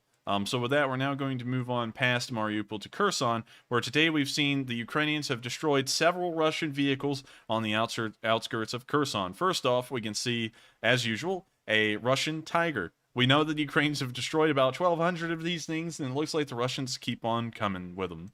And it looks like the Ukrainians will keep on destroying them. We can see another destroyed Tiger here in this picture.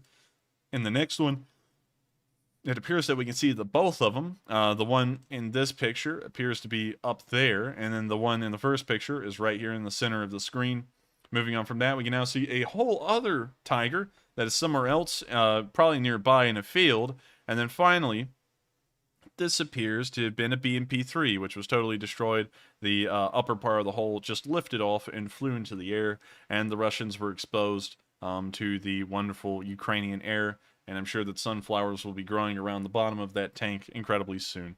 So with that, that is the end of that. It's good to see that the Russian vehicles continue to be destroyed. And now we have to circle back to something that has been popping up on pretty much the news for quite a while now, and then we'll actually cover the news in Poland. That's the only bit of international news we've gotten.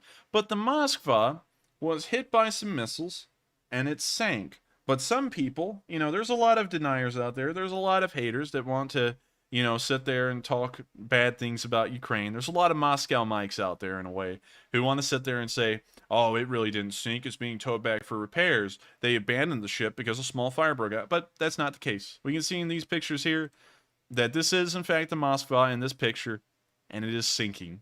It was hit by 2 Neptune missiles, once again. It had a severe ammo detonation, and apparently most of the crew did not make it off of the ship alive. A very small handful of them did. So this is probably the largest single loss for the Russians in this war so far.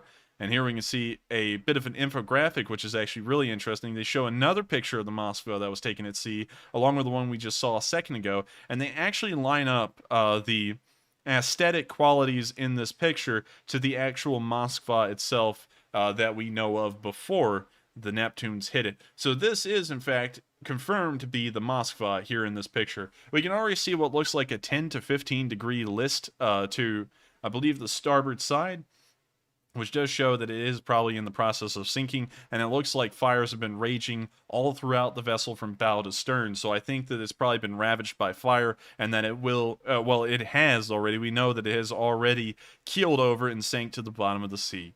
So wonderful stuff to see. Very happy to know that we do have confirmation now with pictures that the Moskva has in fact been hit and sank to the bottom of the sea. The Russians can't lie about this. Well, they'll lie about it still, but the Russians really can't lie about this now safely, because now we have hardcore proof and hardcore evidence that the Moskva was hit and is sinking. We're now going to move on from the Moskva to the last bit of news we've gotten today, which I touched a little bit on stream earlier, but that's that Poland has sent arms. The link there is just to verify the information, but Poland is sending 100 T-72s and several BMP-1s to Ukraine. This is a huge amount of armor to be sending to the Ukrainians, and it will definitely help them bolster their position along several parts of the lines where their troops may be armor deficient. And with that, we have actually reached the end of the news for tonight. Before we move on to the questions, I would like to ask Matthew how far we've made it with a fundraiser, and depending on how far we've made it, we may try and set another goal as a whole as the Leaf Spring Army and see how much further we can get before the end of the questions comes around. And so with that, how far have we made it, Matthew? So we are currently sitting at a little over 18,000. We just got in a very large donation of $200 from Thomas Condon. Thank you very much for your donation. And I think we might be able to reach potentially, possibly, maybe 20,000 before the stream's over tonight. Well, I be dipped. I just looked at that, and that is true. We've gotten $18,000 raised for Razom for Ukraine. let's do this, y'all, as the Lee Spring Army again, because when I laid out the first goal for the army to reach 10K, we reached 15K. I'm going to set a goal where at 11:50 p.m. we'll have reached 20K. Can we do it as the army? Can the army do the impossible and reach the next goal? Let's see if we can. But while we see if we can reach that goal, we're now going to move on to asking some questions. And so with that, I want to once again thank you all so much for your support to the fundraiser. It will go to Razom For Ukraine, which is helping out Ukrainian veterans and soldiers of the army who have been serving valiantly across all the front lines in Ukraine. And so I thank you all once again for showing so much support to them and their cause. And with that, we're now going to move on to the questions. And since we're going to be on the stream for much longer tonight than usual, please feel free to send in your questions using @TheEnforcer because we are probably going to need quite a few more to make the stream last that long. So feel free to just send them on in and we'll read them off on the stream. Before I move on to the next question we have here, or actually the first question, I want to recognize a $50 donation from Caffeine. Thank you very much. I think that's his second or third donation of the night. So thank you for your continued support of the fundraiser. Next up, we have a question from NLEG, who says, I want to ask, why do you think we haven't heard of Ukrainian soldiers counterattacking across the Russian border now that they've fallen back in the north? Well, the reason why is because the Ukrainians aren't actually doing anything like World War II, where they're going to push in and go all the way to Moscow, kill Putin and end the war that way with some kind of occupation. The war that they're in is a defensive war. And so the goal is to not try and expand their own forces outside of their borders and start attacking the Russians directly. It's just to ensure that the Russians don't get any land inside of Ukraine. And as long as they're able to achieve that objective well, they're actually winning the war as far as the Russians aren't going to be gaining anything out of it, which is the whole goal of their offensive war. So I hope that answers the question in a way, and I thank you very much for asking that. That was a pretty good one. And so with that, we're now going to move on to the next question. And next up here, we have a question from CT, who says, Enforcer, how long do you see the sanctions staying on Russia? Do you see a scenario where a peace agreement is reached, but the West takes the lifting of sanctions off the negotiating table? I am not entirely sure. I didn't really catch that question too well because I just had a light bulb go off in my head that I'm going to say after this question. So could you read that to me one more time to make sure I answer that one well? Yeah, so the question was, Enforcer, how long do you see the sanctions staying on Russia? Do you see a scenario where a peace agreement is reached, but the West takes the lifting of sanctions off the negotiating table? I don't, because that's really kind of the whole entire reason we have committed to the sanctions is that once a peace agreement is reached and this war ends, the sanctions will be lifted. So it's kind of like holding a bone in front of a dog and telling you that if it does the trick that you want it to do, it will then get the bone. That's kind of the whole reason of the sanctions. So I think that while they may last a little while after the peace agreement, there aren't going to be some kind of permanent thing, because then that would kind of defeat the whole purpose of levying them, because they were a punitive action against Russia invading Ukraine and, conducting a war there. And so if there's a war no longer in progress there, then it's like, what were the sanctions for? Because if they continue to exist, are they just to punish Russia for existing or what? But nonetheless, that's kind of how I'm looking at it, and I think that's how most Western governments will look at it.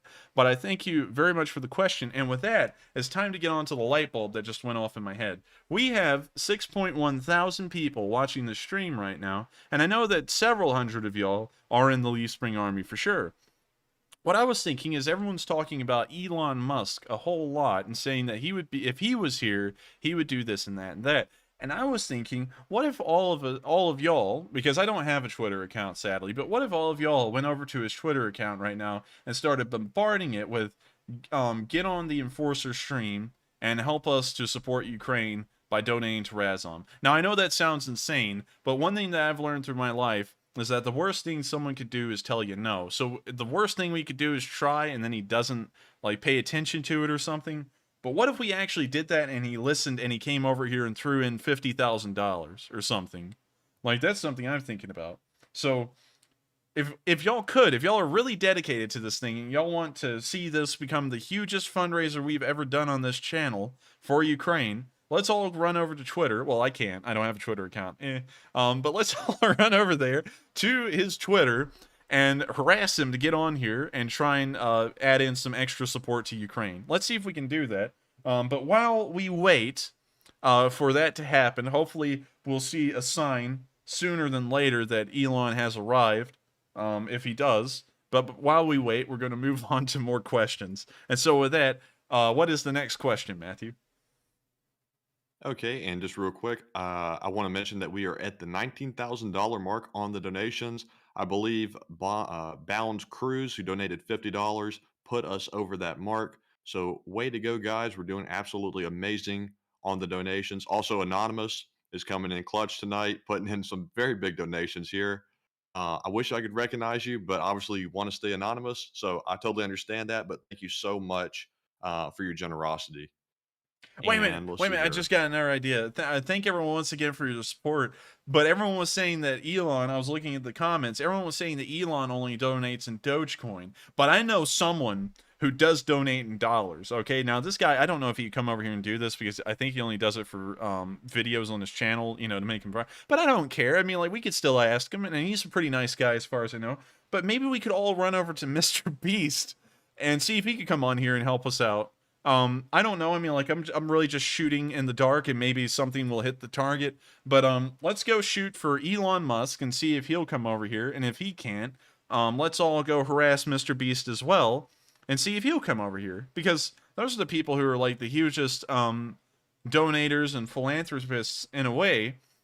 And so if we could get either of them over here to help out, that would be huge. And so let's see if we can get the Leaf Spring Army in action and have someone over here who can really send in the big bucks and help us to get as much help as possible directly, at least as far as Razom is concerned, to Ukrainian veterans and soldiers. So let's see if someone would come over here and do that. Hopefully it can be a thing that happens before the stream ends tonight. And so with that, we're now going to move on to the next question. Okay, and moving on to the next question. Give me just a moment here. I'm compiling a couple of questions that just came in. So the next one up here is from Garrett Olson, who says, "What would you like to do with your history degree upon completion? May I recommend foreign service, diplomacy, military liaison, etc.? Keep up the good work, and cheers." Thank you very much for the question. Could you rephrase that one more time, as I was looking at the chat going 1,000 miles an hour? So he's basically saying, what do you plan on doing with your history degree? And he recommends potentially going into the foreign service. Foreign service, I mean, like, with the history degree, the plan is to go to law school. That's kind of like the end goal plan. Foreign service isn't really in that direction. I would like to really become an attorney and try and be one of the most successful ones I can be. Of course, I try and be as successful as possible with everything I do. So, you know, that would be the goal, is to go over there and try and become an incredibly good attorney right now. So that's what I'm planning on doing with the history degree. And also, to clear something up real quick, because I keep on seeing people in the chat saying Matt, and I don't think they know the difference in between the two of us, maybe, because it sounds like they're addressing it to me. But Matt is Matthew. He's the one who asks me the questions. I am the enforcer. So if you have any questions directed at me, I'm the enforcer, and Matt's Matt. We're two totally separate people. So if you do have a question, because I'm seeing a lot of people say, Matt, what do you think about the situation in Mariupol? I'm like, I think that's directed at me. It may be directed at Matt. I don't know, but I just want to make sure that that is known, so that way people aren't thinking my name's Matt, because Matt is Matt. You know, he's a totally different person. So I thank you very much for the question nonetheless, and I just wanted to clarify that real quick in the chat. And so with that, we're going to move on to the next question. All right, and the next question is from Den Jaron, who says, "Why didn't anyone airlift, maybe with larger drones even, food and ammo to the brave Marines in Mariupol? Now they are surrendering and will be tortured and killed. It's not right." We kind of answered why there was no supplies airlifted there, is because the airport is right on the edge of town. And so the defenders, who are already strained to just hold the city, would have to somehow conduct a successful offensive to the airport and then create a perimeter at that airport. And then that would be entirely contingent on if a sizable air wing could be fielded by the Ukrainians, which they probably don't have the ability to do since they have so few transport aircraft and helicopters, which could then fly unmolested over Russian territory for about 30 miles, almost hourly or daily, to this airport that is still on the front line of fighting and has a very small perimeter around it, to then try and resupply the defenders at Mariupol. It just seems like something that is a little too unattainable when you try and think about it in the actual strategic and tactical perspective. And when you look at it that way, you just got to say, that's a little too much. I mean, like, that's probably what the Ukrainians said. They were like, that's a little too much. It's a little too risky. And the actual fact that it may work, it might not, you know, and it has a lot of things going against it, a lot of things that could go wrong. And I think that's the reason why we haven't seen any airlifts to Mariupol. And of course it is wrong. It's not right that they're dying down there. It's not fair that these brave men are dying down there in such large numbers. But, you know, at the end of the day, yeah, there is unfortunate things that will happen in a war. And I think this is just one of the sad tragedies that's kind of, you know, beautiful in a way, with how we see that the Ukrainian nation is so strongly put together and so cohesive in a way culturally, that people will lay down their lives willingly, knowing the fact that at this point there is no point of return anymore, that they will still die for their country. And that's something that everyone acts like is an antiquated ideal, you know, in the Western world. They're like, oh, no one dies for the glory of their country anymore. But in Ukraine, we can see that that's still the case. And that tells you that these people really believe in everything that their country stands for, and mean that they will remain free or die standing on their feet. And so with that, I hope that answers the question in a way. And with that, we're going to move on to the next one. And next up, we have a question from Pierre Obama, who says, Enforcer, what do you think happened to the Moskva's crew members? Well, probably a lot of them just died in the explosions or in the ensuing fires. Then the other ones may have drowned if they tried to evacuate off the ship. The boats that they were using may have capsized. I don't think that there's a lot of life rafts on a ship of war. So probably just a lot of them honestly went down with the ship. I mean, like, I can't really say for certain, though, because we don't have an actual breakdown of what happened. And, of course, the Russians aren't going to give an exact story as to how most of the crew got killed or died. So, unfortunately, I'm going to have to plead ignorance on that one a little bit, because we just don't have a lot of information to suggest and suppose what may have happened on board the Moskva that led to so many hundreds of sailors going down with the ship. But I thank you so much for the question. It was a good one. And with that being said, we're going to move on to the next question. And next up, we have a question from Loco Poco 24, who says, Enforcer, do you think this conflict will become the next World War III? Are the similarities with the events leading up to World War II similar? They are. They're very similar. I used to say that a lot way back in the day. And now that it's a good while behind us, I'll kind of say this a little bit more in detail. I have opinions, of course. I try and keep this as non-biased as possible, but I am a historian, and so I look at historical situations which pretty much tie into what's happening now to a T in a lot of instances. And so when you look at the situations leading up to the Ukraine war right now, and the situations that led up to the invasion of Poland by Germany in World War II, the similarities are nearly identical. And then the actual ground war that's unfolding in Ukraine is very representative of the Winter War. Not to be drawing a lot of examples from that World War II era time frame, but there's a lot of things that occurred in World War II that look like they're kind of occurring in their infancy now. And so I used to actually say that a lot on stream, but back in the day I actually had a huge group of mods that I brought up to the mod position to help me try and run the thing, because it was blowing up and I had no clue what to do back then. So for some reason they started to take it upon themselves to tell me what I could and couldn't say on my own stream, and that was one of the things that they pretty much threatened me with. Like, they said if I say that again, they were just going to try and start sabotaging the thing, pretty much. So I had to stop saying that then, and for some reason it kind of killed me off saying it from then on. But that was but I do believe that there is a lot of things that look like they are leading into a third world war here. And getting beyond that story and why I haven't been saying that often, here's why. And I'm going to just draw the comparisons piece by piece. The Germans had a national image of trying to reclaim former glory. The Russians have an image of trying to reclaim former glory. I'm not here to argue if it's a Russian imperial former glory or Soviet Union former glory, but they are trying to achieve it. That's obvious. They start to conduct small operations here and there to try and test their power and test the waters around the world. We saw that with Russia in Georgia, Syria, and Chechnya. We've also seen them exert a decent amount of power over the former Soviet countries like Kazakhstan, a pretty good bit. And so we can see kind of what Germany was doing, like the remilitarization of the Rhine, the Anschluss, the demanding of the Sudetenland, and people sat by and let that stuff happen. Although with Germany, it happened over a much shorter amount of time, we kind of see the same things happening with Russia over a longer period of time. Then finally, the kind of like slight testing of the waters starts to go into ultimatums. We also see the same thing with pretty much like the remilitarization of Russia in a way as compared to Germany, because after the fall of the Soviet Union, the Russian Federation's military was in shambles, and over the course of the last 30 years, they've been pretty much rebuilding the army from the ground up. And so that's pretty much what the Germans did with the Wehrmacht, and really the entire German army, the German military after World War I. They sat there and went into the progress of rebuilding it from the ground up. So it has a lot of similarities up to there, and then this is where the similarities start to get eerily similar to Poland. The Russians claim that they are trying to ensure the peace and safety of Russia, and they're saying that there is some kind of external force out there that is leading them to these extremes. The Germans said with the invasion of Poland that the Polish were a group of commies, pretty much. It was something like that. I'm not saying that that's exactly what they said. You know, this is kind of like paraphrased a whole lot. But they pretty much said there are Germans living in Danzig, which is now called Donetsk. But anyways, there's a whole bunch of Germans living in Danzig.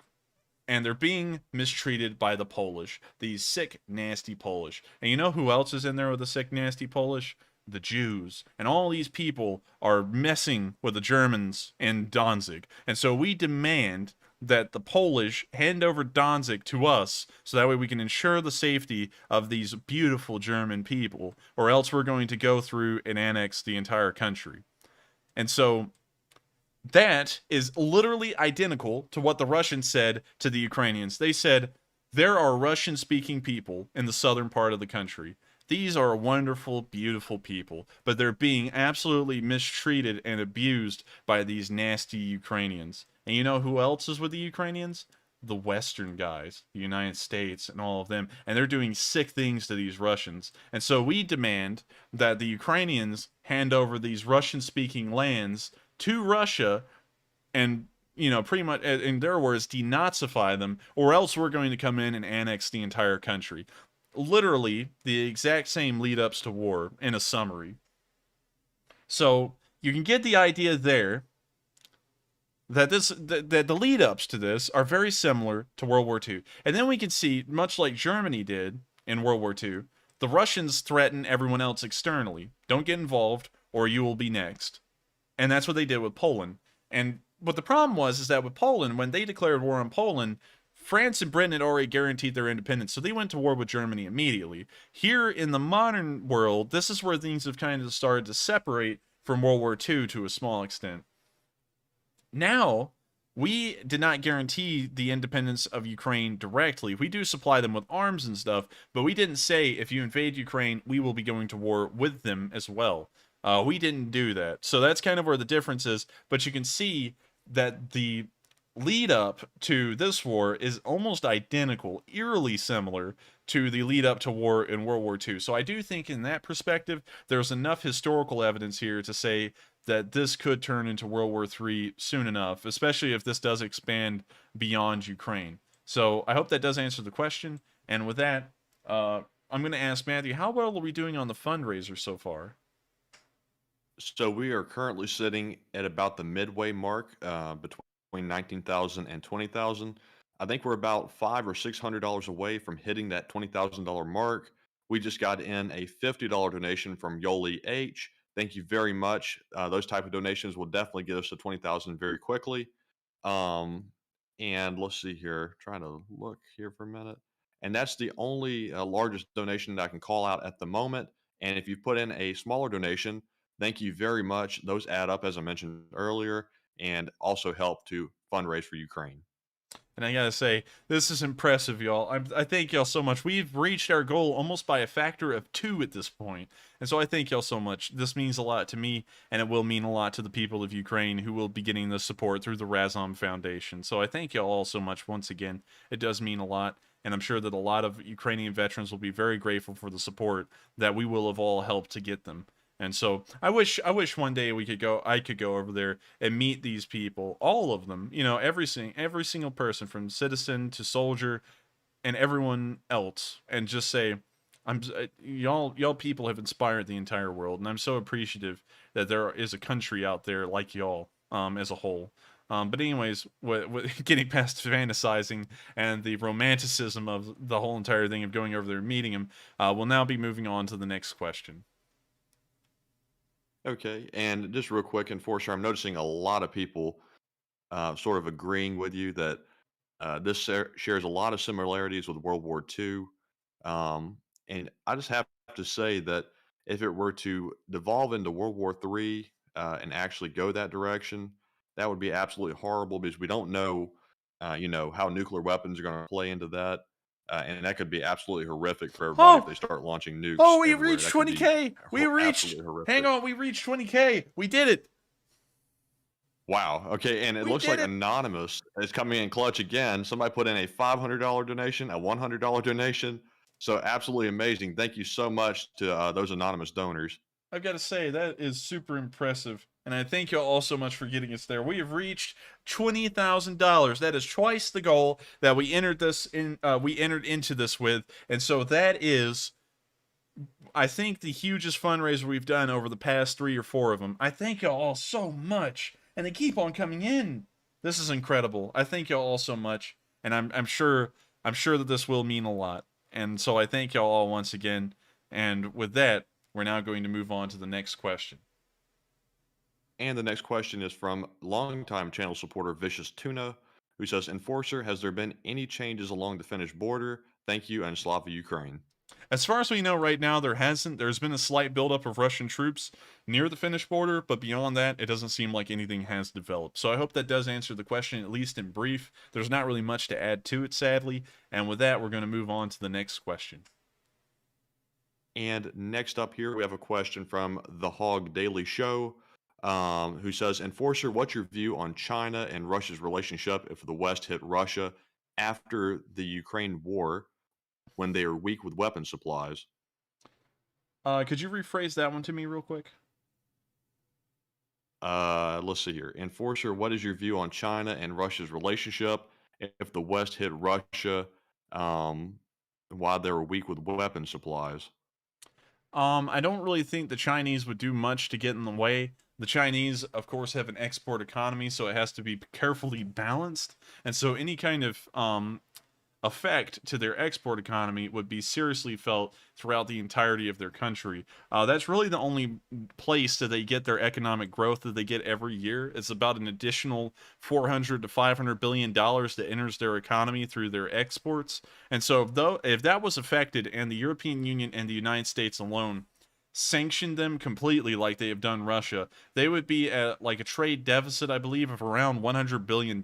So their economy would be shrinking nearly $100 billion every single year. So I hope that answers the question, at least economically, while the Chinese would be careful about doing such a thing, because if they tried, it would be much more detrimental to them than it would have been to the Russians.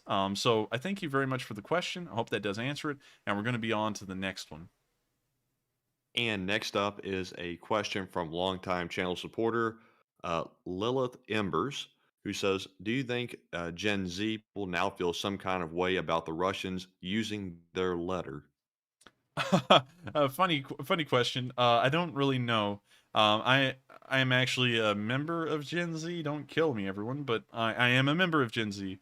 And I don't really care. I mean, like, I don't even associate with generations or anything. I feel like that's kind of weird. I'm just me. I'm living my life, and, generations don't really define who I am, at least to me. I mean, like, there's a lot of people, though, who get really, like, entrenched into generations. Like, millennials will, like, want to grasp onto everything that's associated with millennials, baby boomers the same, and Gen Z kids the same. And I just don't understand. I mean, like, I don't know why people have got to try and categorize themselves, and they just can't live as people, you know, and just be like, you know, I'm just me. I do what I like. You know, regardless whether it fits in with the rest of the people in my generation, I really don't care. You know, but you know, anyways, that's a little bit of my input, kind of getting on the side there. But I hope that did answer the question in a way. And with that being said, we're going to move on to the next one. And real quick, I just want to mention a comment that was just put in by Martin Roberts. He wants to know why can't he donate from Australia? And unfortunately, YouTube put some restrictions on what regions can donate. I don't know why they do that, but nonetheless, they do. So I'm sorry that they don't allow you to do that, because obviously it'd be a great thing if they did. But that is the reason nonetheless. So the next question up here is from Honest M, who says, Enforcer, can you start adding Zelensky's nightly addresses and interviews to the map and stream? I would, but the thing is that every time I've tried to cover them in the past, like, people get like militant. Either they can't hear it really well, or the captions are cut off on screen. It's always something, and then some people just get bored and they're like, hey, I don't want to listen to the guy talk for 8 minutes. But I will include them as links, as markers on the map if y'all would like, so that way people who would like to go to the map can just see the addresses that I find every day that he makes. But I probably won't cover them on stream, just because people, for some reason, they seem kind of unpopular. I don't know why, but I hope that answers the question. Let me know in the comments if y'all would like to have those markers added onto the map. I will try and find them every day if I can. And with that, we're going to move on to the next question. And the next question of the night goes to the Enforcer fan, who literally named themselves after the channel. That's pretty cool. That's pretty neat. They say, Enforcer, why can't the Ukrainian military shoot cluster munition missiles at Mariupol, but replace the munitions with food, water, and ammo packages with little parachutes? Thank you for everything you do. That's a pretty interesting idea. I don't know if that's because they haven't looked into it or if it's unfeasible. You know, of course, I'm not an expert on cluster munitions or how they work, or if that would be a possibility, but that is a very interesting idea. It's kind of one of those weird off-the-wall kind of things, like the bat bomb or something like that, that may work. So I don't know. I mean, I think that would be something that should be presented to the Ukrainians as an idea. Maybe they could try and do that in the Azovstal, in a way, and try and get some kind of supplies to them as far as you could. I don't know how they would actually get the range on those things to send them in there, or drop them from an aircraft and fly it in far enough for that to be possible. But that is a very interesting idea. And I also like that you named your account Enforcer Fan. That was really cool. So I thank you once again for the question. And with that, we're going to answer 3 more questions from the chat, and then this night's stream will end. So with that, on to the next question. So next up, we have a comment from longtime channel supporter Robert Villeneuve. I'm probably not pronouncing that right, but please forgive me. His question is, any new insight in your opinion on how this war will ever end? I think this is kind of my input on how the war will end. Once again, this is entirely my opinions and assumptions. Most of the time, my assumptions have been correct. Right now, we do know that there is, I didn't cover this in the news today because I haven't been able to get hardcore evidence to back this up, but it sounds like the counterattack has occurred at Izium, and they are going for Slovyansk, which is literally highlighted here as one of the proposed offensives that the Russians would conduct. It looked obvious, and they're going for it right now. And so most of my assumptions are generally accurate, and here's why I think it's going to happen. The Ukrainians are going to make sizable pushes into Russian-controlled Ukrainian territory. They're probably not going to be able to reclaim Donetsk nor Luhansk, and they're also not going to be able to retake Crimea. They will, however, make this war a living hell on earth for the Russians to conduct, both logistically and on the front lines, to the point that within some amount of time, I'm not really sure how long it's going to be anymore, but the Russians will kind of give up, go into a peace agreement, and the Ukrainians will be allowed to peace out as long as they recognize the sovereignty of Donetsk and Luhansk as independent countries, and they pledge to remain neutral. I think, honestly, that is the only logical direction I can see this war going in. The other one, because there's 2, of course, there's always a good story and a bad story. The bad story would be the Russians somehow manage to put everything back together and start slowly pushing the Ukrainians back across the entirety of the country until they reach pretty much everything east of the Dnieper River and are once again threatening Kyiv. I don't think that's a possibility. That almost seems like a pipe dream at this point for the Russians. And so I think that the first option is probably the most logical sounding one at this point. So that's kind of my opinion on where this war is going to go. So I hope that kind of answers what I'm thinking. And so with that being said, we're going to move on to the next question. And the next question is from longtime channel supporter Gabby B, who says, Enforcer, has there been any more verification about Russians using mobile crematoriums to dispose of civilians in Mariupol?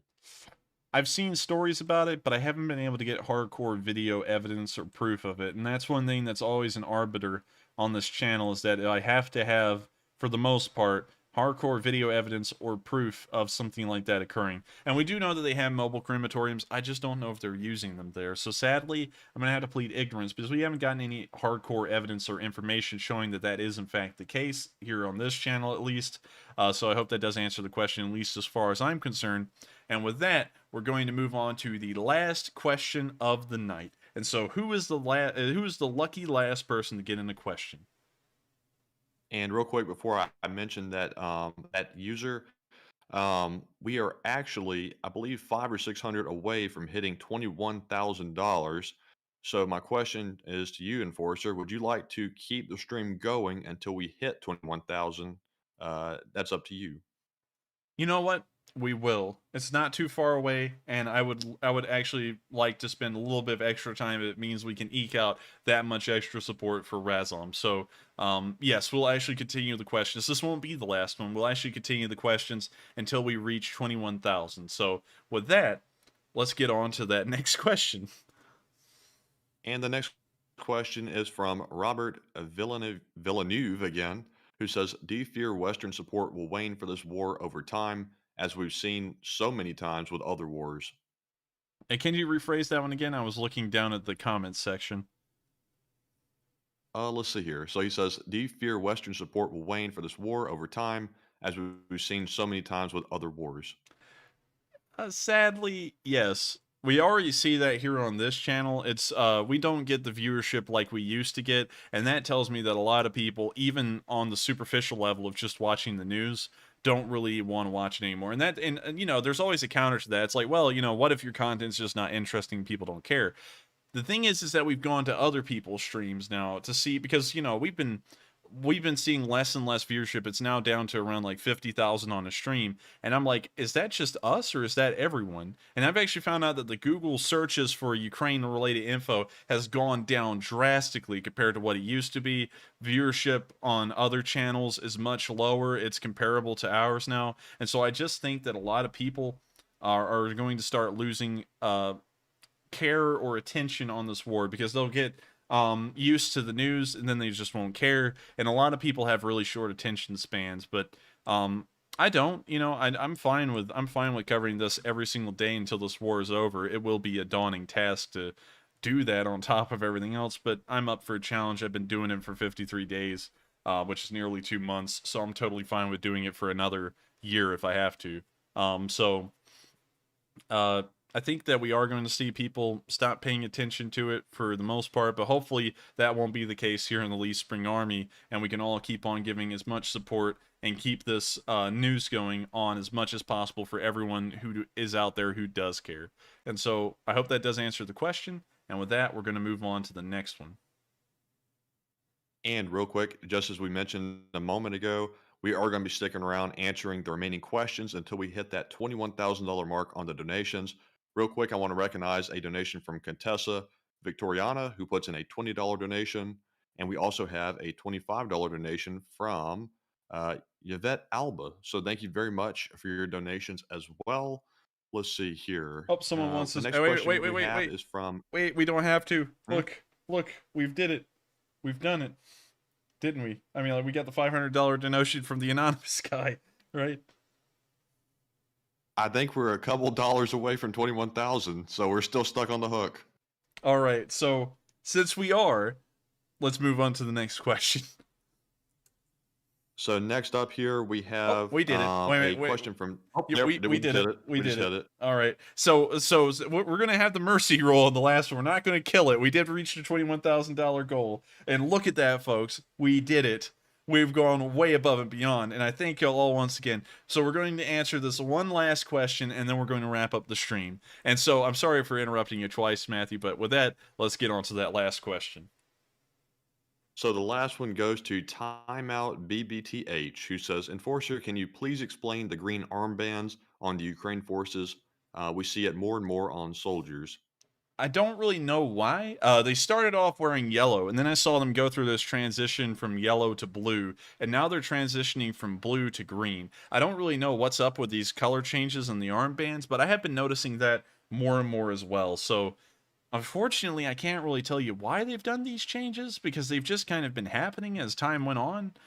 So as far as I know, I think they're just changing them up so that way the Russians don't start using them a lot themselves, trying to confuse the Ukrainians or something. I'm not entirely sure. That's all assumptions on my part, but I hope that does answer the question. This isn't the first time we saw it, because we actually saw a transition from yellow to blue the first time, and now it's going from blue to green.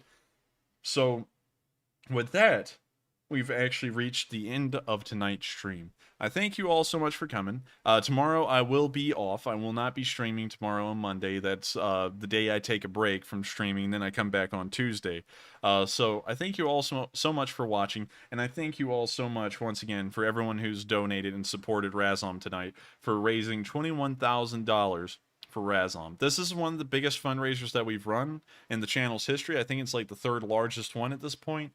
And so I thank you all so much. It's been a wonderful stream. I hope you all have enjoyed listening to the news, and I hope you all have been delivered a lot of interesting stuff that y'all didn't know before. And you know, once again, it's been an absolute honor being the YouTube channel that is heading such a wonderful community of people who support Ukraine through and through. And every single Sunday, we come through and do amazing things like this. I just can't believe that a channel our size is able to do so much good, and yet here we are, all as a team, doing everything we can. And so I thank you all so much once again. I gotta say, I have a huge appreciation for all of y'all, all of my fans, all of the new viewers, and all the people who just returned, but really aren't fans, but they do enjoy and respect the news. So thank you all so much, and I hope to see y'all on Tuesday night at 10 p.m. Eastern Standard Time. Thank you all once again, and I hope y'all have a great night. Slava Ukraini, Heroям Slava.